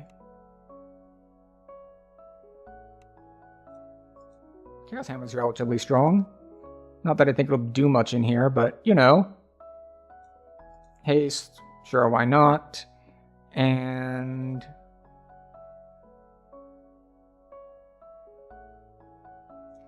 Gust of Wind. Not that I'm likely to cast it, but it can remove all like the sleet storms and stuff that those guys cast. Ball Lightning, thank you very much.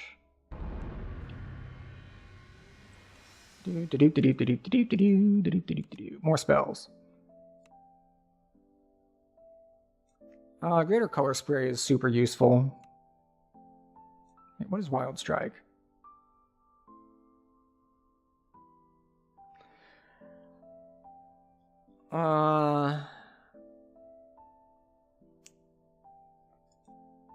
Maybe we'll take it next level. Level 4, we might as well grab D-Door, so we're like semi-functional. And Acid Blast. No, we'll take Chaos Sphere instead.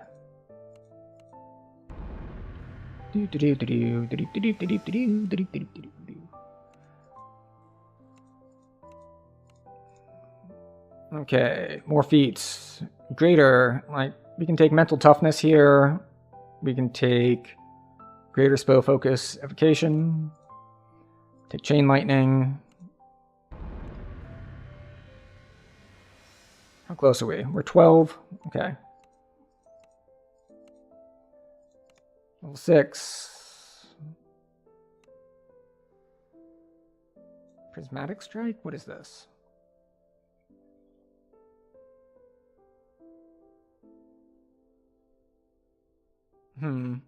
Probably not. We'll take Greater Heroism, if for nothing else, for like the saves and skills. And we'll take Protection from Elements, because it's convenient. And we'll take Wild Strike.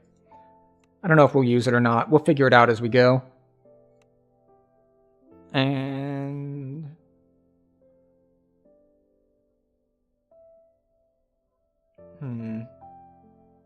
Screw it. We'll take Phantasmal Killer, for no apparent reason. The thing about having a highly unoptimized sorcerer is, like, I'm not paying that much attention to stuff outside of my specific element. We'll grab Delay Blast Fireball, because it's probably good even if we're not spec'd into it.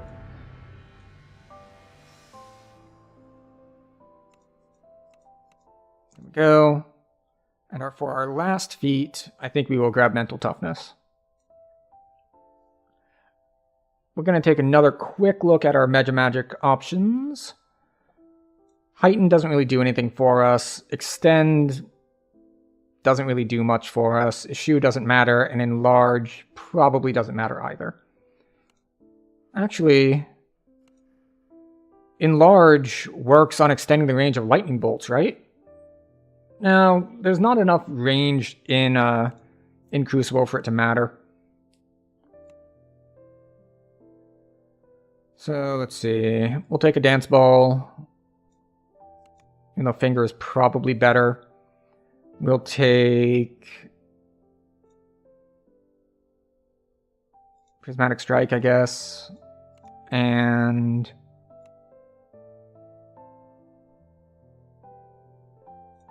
I guess we'll take protection from elements, sure. Alright. And where do we put all these points? We do want to go air. The problem is, my good spells, unlike other builds, aren't SLAs. Which means I can't really, like, super meta magic them. Alright, so we want that, we want that. Let's get efficient maximize. Thank you.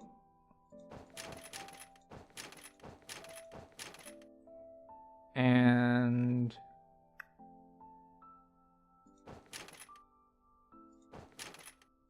that, electric loop. And how many more Newton points do we have? 2. All right, so there is the leap. And lightning bolt. Not useful for what we're doing right now. Not useful for what we're doing right now. Probably not worth 2 points. Okay. So we can all split into Wild Mage, or we can split into Eladrin Chaosmancer. Okay, so we always have Wild Magic, which means we probably want to turn off very bad surges.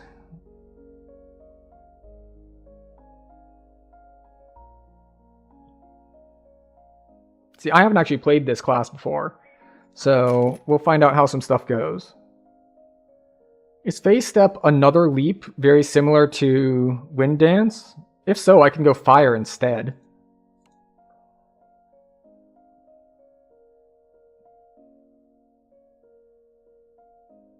I don't know where this affinity thing is coming from. I have to check my class feats. Let's do that for now. What is this whole affinity thing? Feats. Don't care about that one. Don't care about those. We'll decide on these in a minute. Okay, so I get to choose an affinity to have out.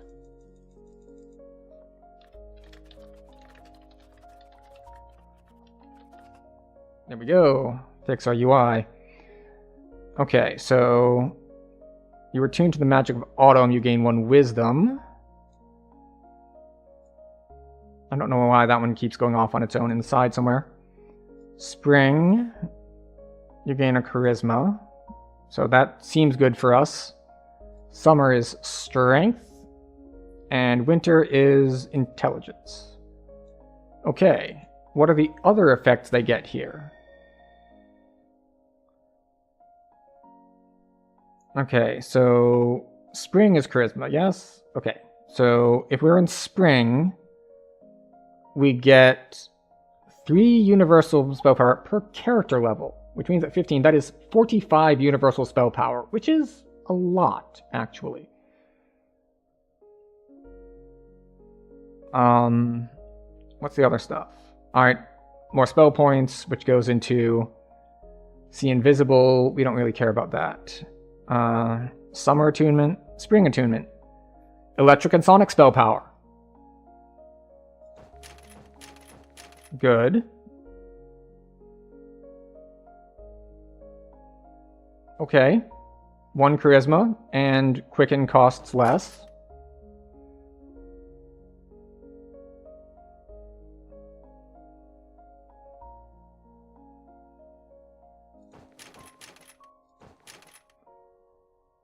And Spring Storm.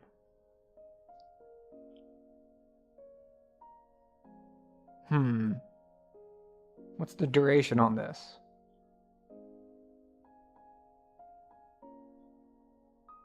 If targets are immune...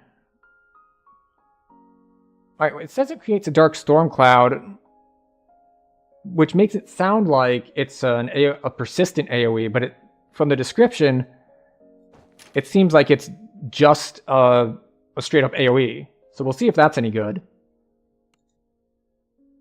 And how many points do I have left?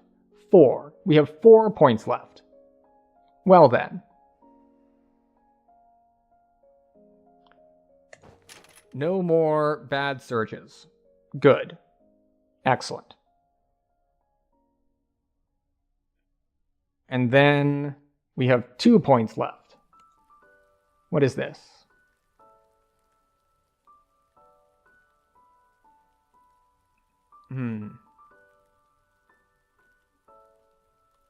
Crit damage, concentration and bluff.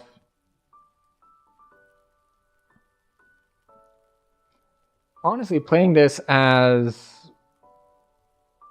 like, having a Chaos Sphere SLA seems better than these, but we'll figure it out. There we go. We'll do those. I don't know how this is going to go, but we're going to find out. So...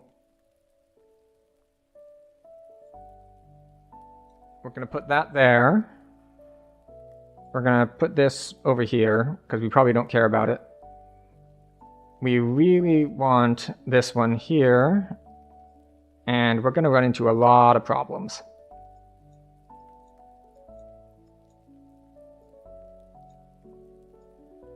Okay, so with all that stuff off of our bars, we're going to put Spring Storm here. We're going to turn all of our metas on for it.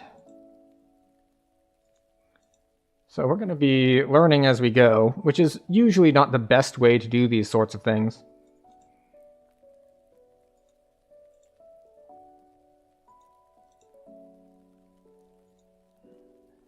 Because the problem is, and I mentioned this a little bit earlier, but the spells I want to be casting as a sorcerer are essentially the highest, biggest hitters I have.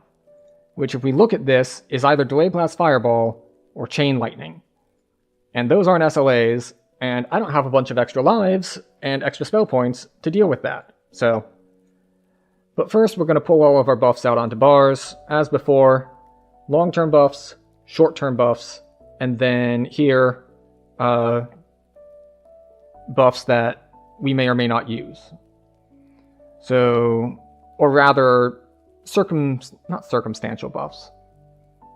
Ones that are only appropriate in certain situations. Right, so displacement and haste are short-term buffs. Theodore will go here.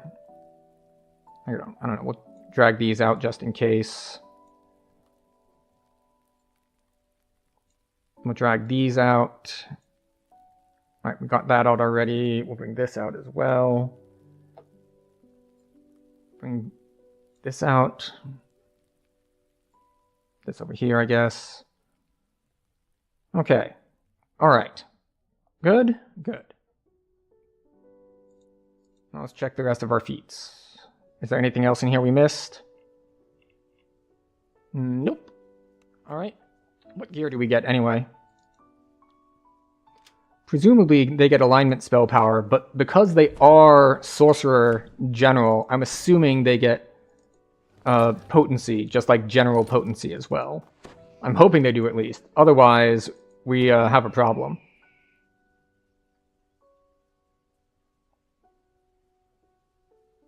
Okay, we're dual-wielding longswords.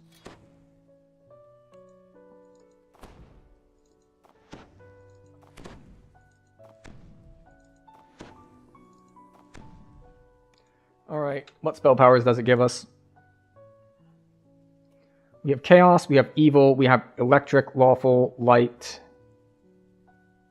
Right, so the only reason we have any Electric is we get a lot of Electric from all of the enhancements we spent. It looks like we have 50 Electric from the enhancements we spent because... yeah, okay. Not great. In fact, that's incredibly low. However,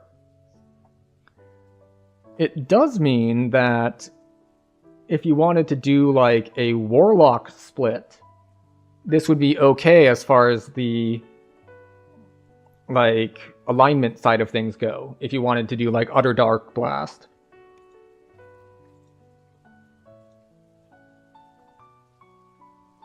Dark cults of the goddess Shar have spread throughout. Okay, Gorn. Chonky Dragon again. Propagating this treason must be thrown into the prison city of Wayloon, and the purple dragon. And back to Giant Hold to figure out if this last build can manage it.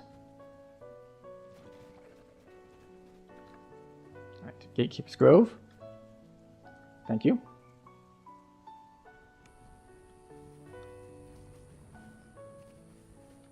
Marketplace. The city of Stormreach is abuzz with the news that a ship has arrived. The other trick is, if you'll note, the crit chances. There's a bit of a lack of crit chance as well. Being a air sorcerer with only 18 wait, what's it? 18 or 14? With only 14% electric crit chance is, shall we say, not ideal. Right, so we need to make a quick withdrawal from the bank so we can hire Tanya.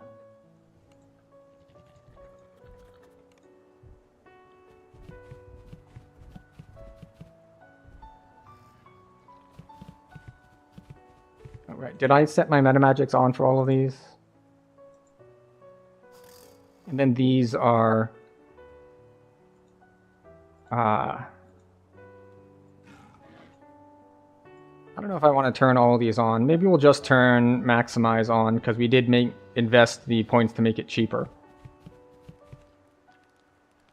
Hello, I would like to hire Tanya. Thank you.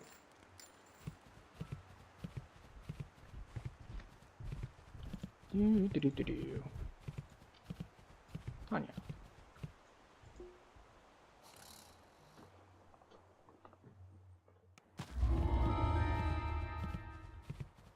And off we go. So, yeah. This would probably perform better if built in the Chaos tree, not in the electric tree. We went electric for a dash, but it looks like we already have a dash with this, except that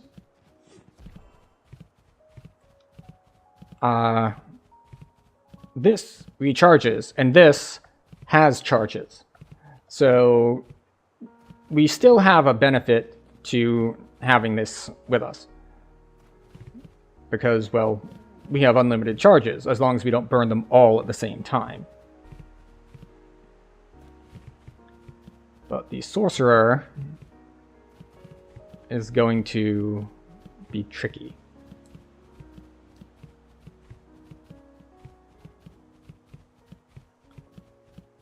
Unfortunately, because we didn't have like many skill points, I don't think we're going to be able to do the socials, even though we have decent charisma. Like, what do you have, like 30? 32. Regal, this dragon looks. How base is my reflection in its side. Alright. Would that I could bathe myself in fire here. This pain I feel would wash away. You are greeted by growls, insults, and mocking laughter from a Oh wow. I have like no jump.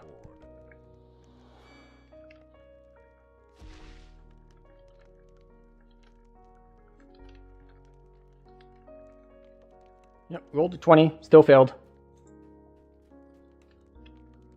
Oh wait, his check is way harder. And this guy you need to beat the, Okay.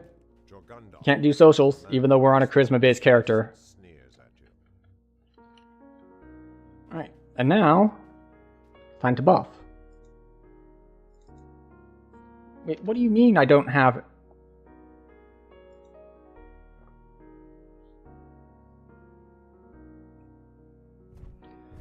Why does the starting gear for the sorcerer not have sorcerer casting components?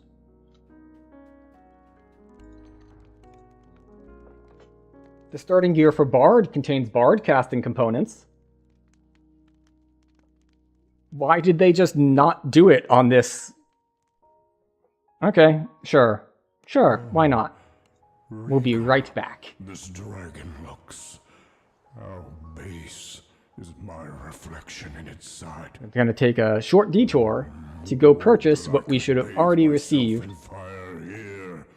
This pain I feel would wash away, along with my flesh. Oh, wait. General vendor. You're the one who's going to sell stuff. Alright. Hi. Arcane. Give me 100 of these. Give me 100 of these. Give me 100 of these. And 100 of those. 100 of those. And these.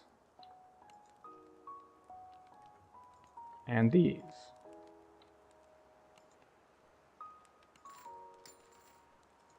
Okay. Let's try this again.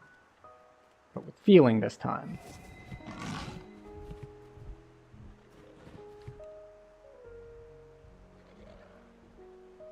Storm's Fist. Oh, okay. I didn't unlock the teleport point. So we're running back to Crucible again. Which is fine. It's not that long a run. Especially if you know the way.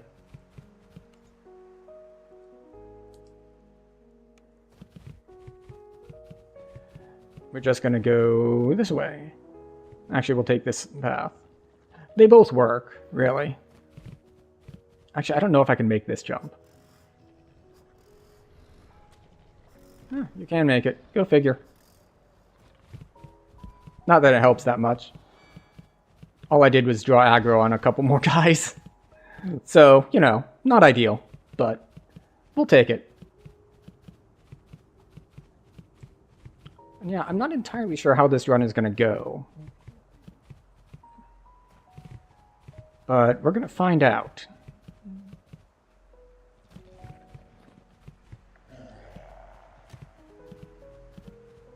And we do know, of course, that we're not going to have to waste any time this time with running over and trying to do any socials, because we know that we are antisocial and they will not work. So we're just going to have to do it without them.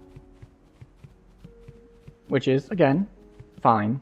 It's not ideal, but we can make do.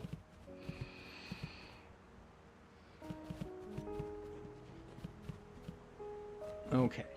So, reset. Yes. Elite. Yes. We still need to stop to summon Tanya.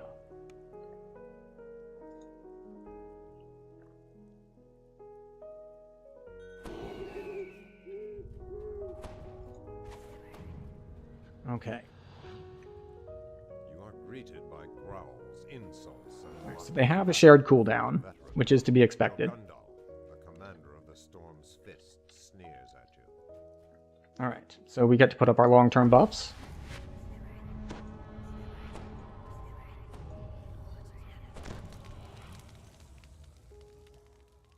And we'll toss up displacement and haste, you know, when we think the door is about to open.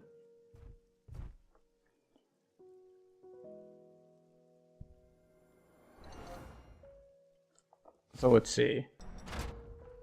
Spell point cost 37.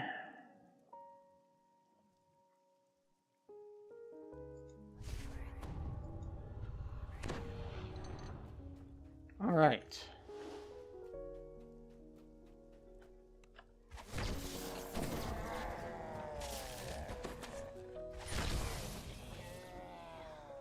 Okay. All right. This will probably work. Sign reads, Maze of Cunning. We'll see if we can do it with SLAs, and if not, we'll just throw chain lightnings.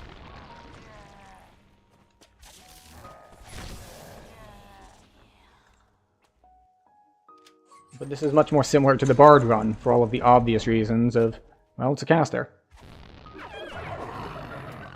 Huh, that didn't kill them as I expected it would.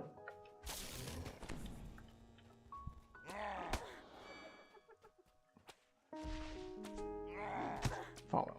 Excuse you.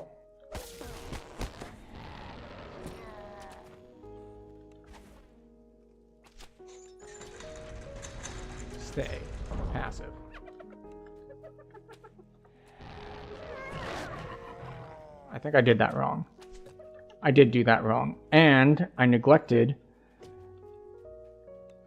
to target the valve properly so that I can have her use it when I'm all the way over there.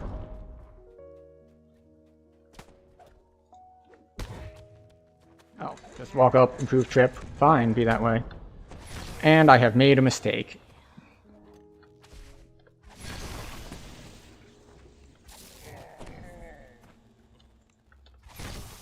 And the mistake was targeting. I targeted one of these, which means I am no longer targeting the valve, which means you have to get lucky in order to have her actually pull it correctly. Alright, and we're going to have to do more running around this time, because we didn't get lucky on which crests we got on which side.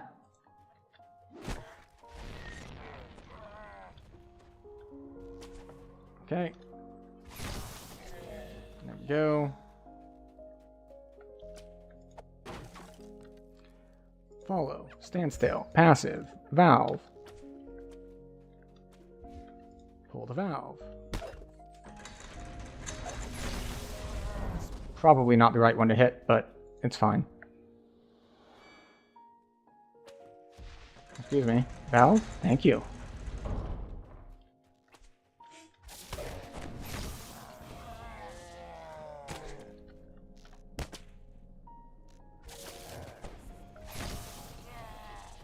Alright. Let me pick up the crest. Thank you. And pull valve. Or turn valve, I suppose, is the proper term.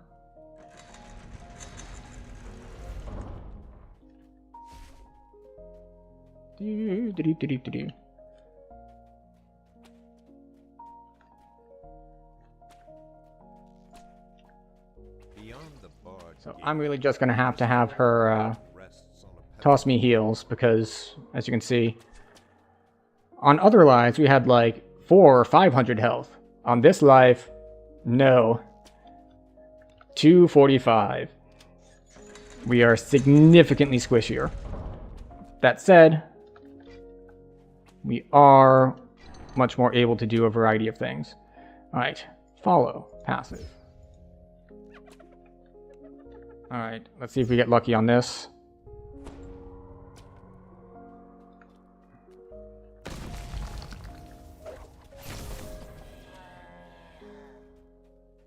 Excellent. So we did manage to not get hit with a ton of random stuff. The gilded dragon head next to the door has a hole where its horn used to belong. Why was it not putting the horn in? I shouldn't have stopped to pick that up, but okay. Alright, we're gonna try to leap past stuff. Okay.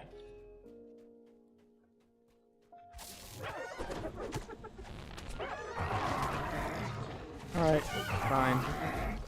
The sign reads, excuse you. I need you to heal me, because I'm not going into this with less than full health. Alright, thank you. This is probably going to be a problem.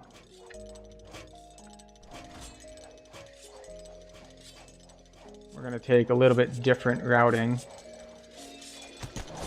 Oh, that is a little bit unlucky that I kind of bounced off of the railing there and fell into both of them. The testing is going okay, not great. Alright, I need you to heal me while I rebuff.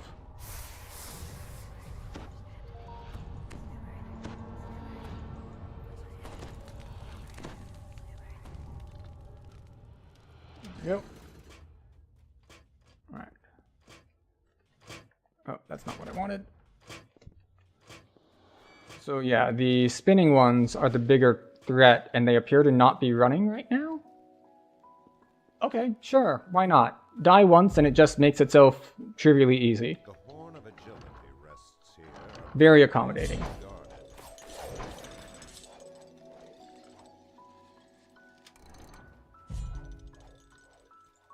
There's something familiar about this cringing kobold. Okay, alright.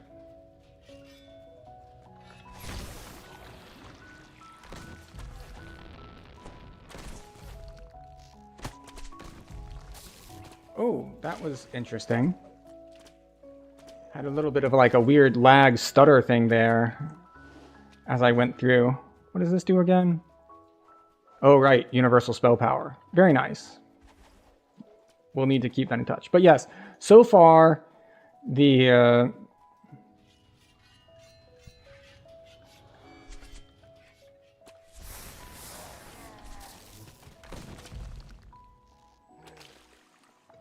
And once again, this is the downside to like not being able to do socials, is you need to be much more careful about how you navigate this section.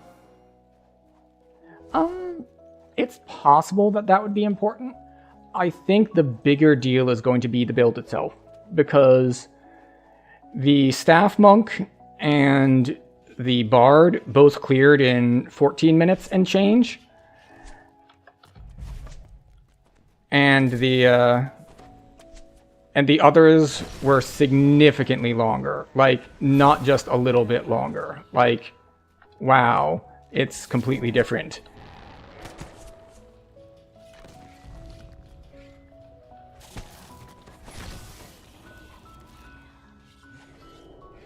Really? You're gonna land a hold monster on me and fatigued? Go away. Oh, and the parting shot of 4 negative levels. That is incredibly rough. Okay. Okay. Third door hides death. Alright. Shouldn't open the third door then. Unfortunately, I do not have any restoration, so we're just gonna have to do this the hard way. Which is -4 caster levels.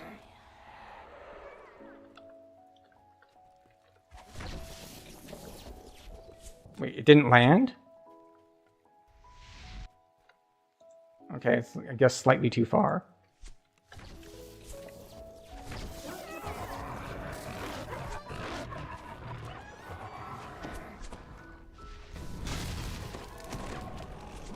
Insta-killed. Comet Fall hits for 181, and I had been level drained, so that was more than my max health. On the plus side, this does mean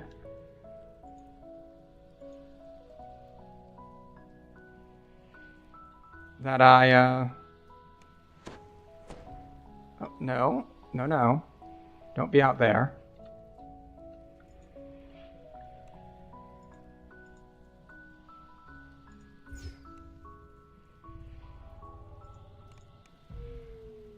Not what we wanted.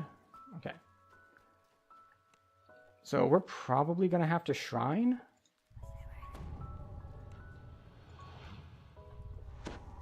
Maybe. Maybe have to shrine.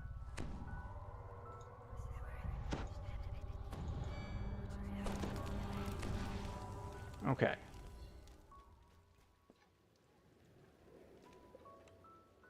Okay. As I said, these guys are high priority. Next are elementalists. Alright, where are the other soul howlers?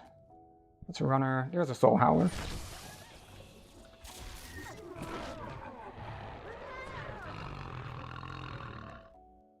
Elementalist.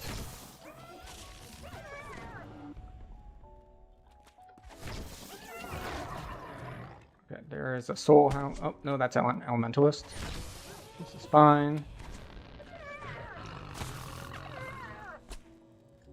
Bonk. Lightning bolt. Stop saving, you bitch. Thank you. Alright. We had a death, so that will slow us down. Bank of 7 signal crystals above Red nothing, green 2, blue 3.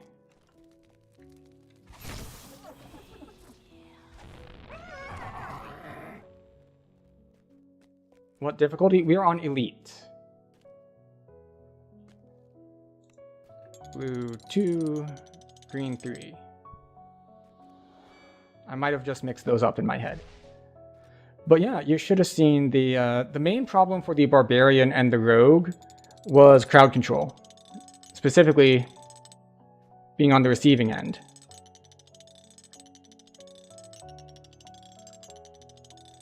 Because this specific place on top of the maze, you can get crowd controlled for like 30 seconds straight.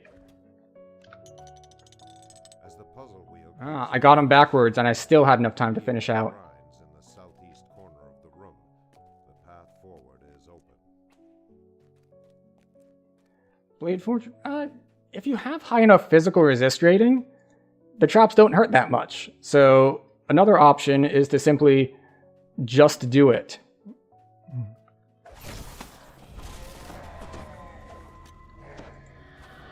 Oh, the hold monster, eh? Tanya, finish them off for me. Thank you, Tanya. Thank you, Tanya. She's very helpful in finishing things off. Yeah, the other problem is actually high enough reflex saves. I did find that, well, I mean, if you did like a charisma-based paladin, then you'll have a lot of saves.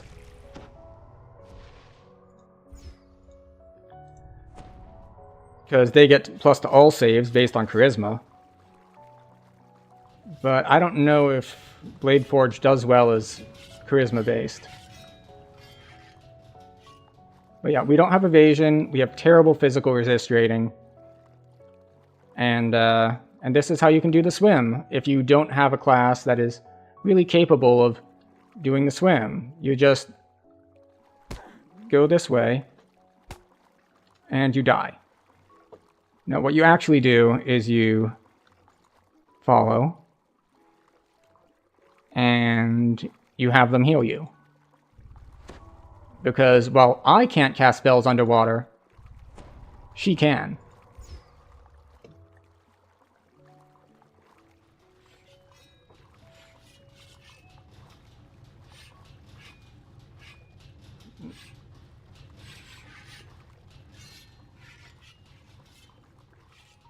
You just have to avoid getting hit too much. And there we go. Churns as it makes its way around several stone obstructions. It's okay. 4 health is enough.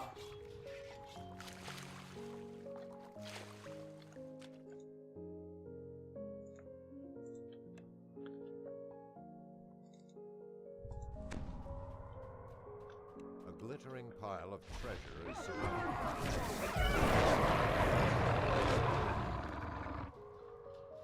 The problem is, I'm running a little low on spell points. That is my only real problem right now.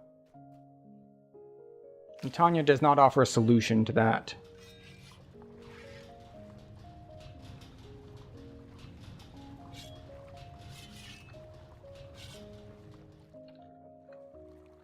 Okay, off we go. These are relatively easy to not get hit by, but you can still get hit by them if you're not being careful. Also, this can double hit you. So we're just gonna wait for it to stop.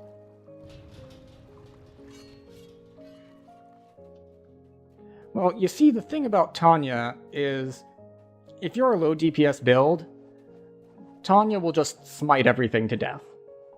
Like, you take her for offense, she's one of the few that is actually useful in that regard. Most of them are not useful in that regard. But Tanya can actually pull her own weight. Surprisingly so.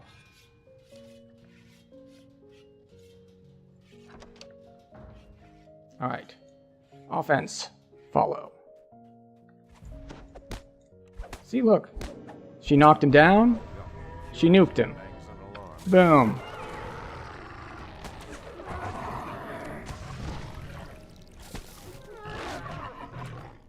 Hello, Clovenjaw Scout.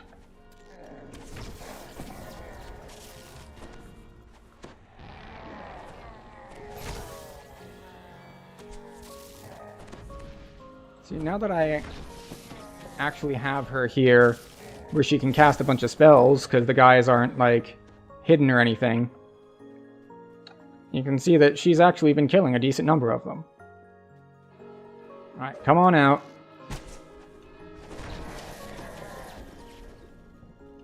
Alright. And we are going to rest at the shrine.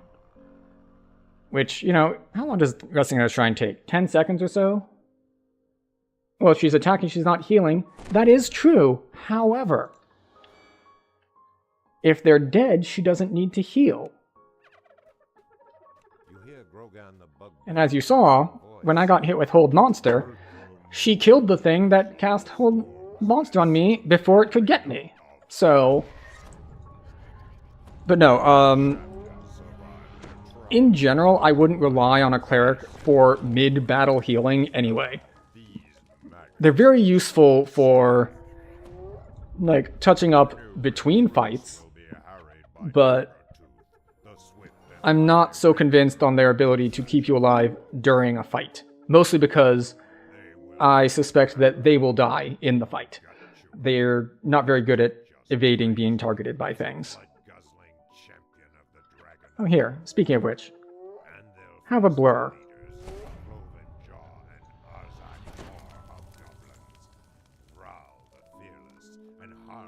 Do I have anything I can set up beforehand? I don't think I took any, like, big AoE spells, besides, like, Dance Ball, and Dance Ball doesn't help here. And we'll pull out this Prismatic Strike thing. Maybe Wild Strike. Hi. I don't know what that does exactly, but it looked flashy.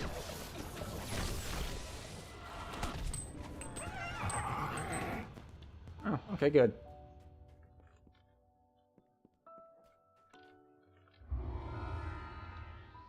$19.25. So 2 deaths.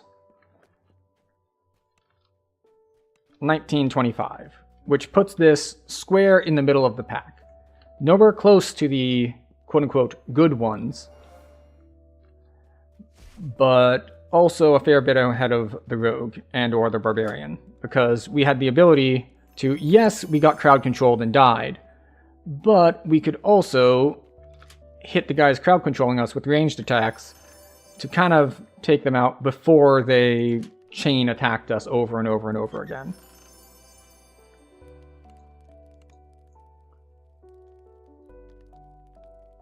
$37? $31.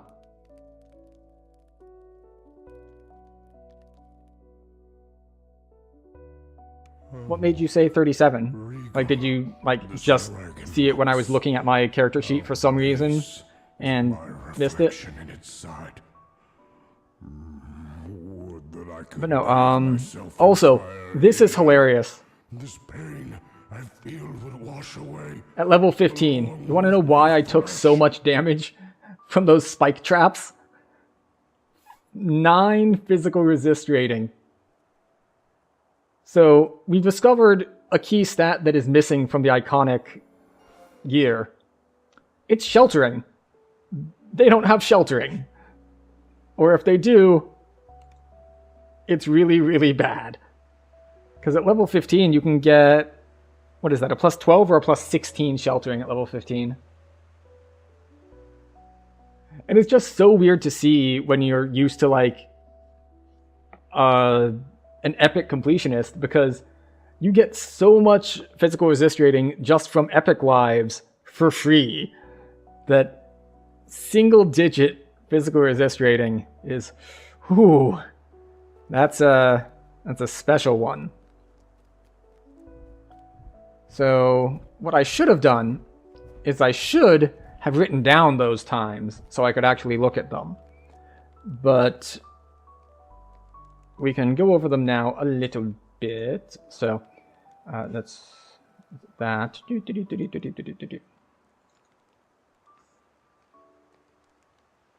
All right, so times.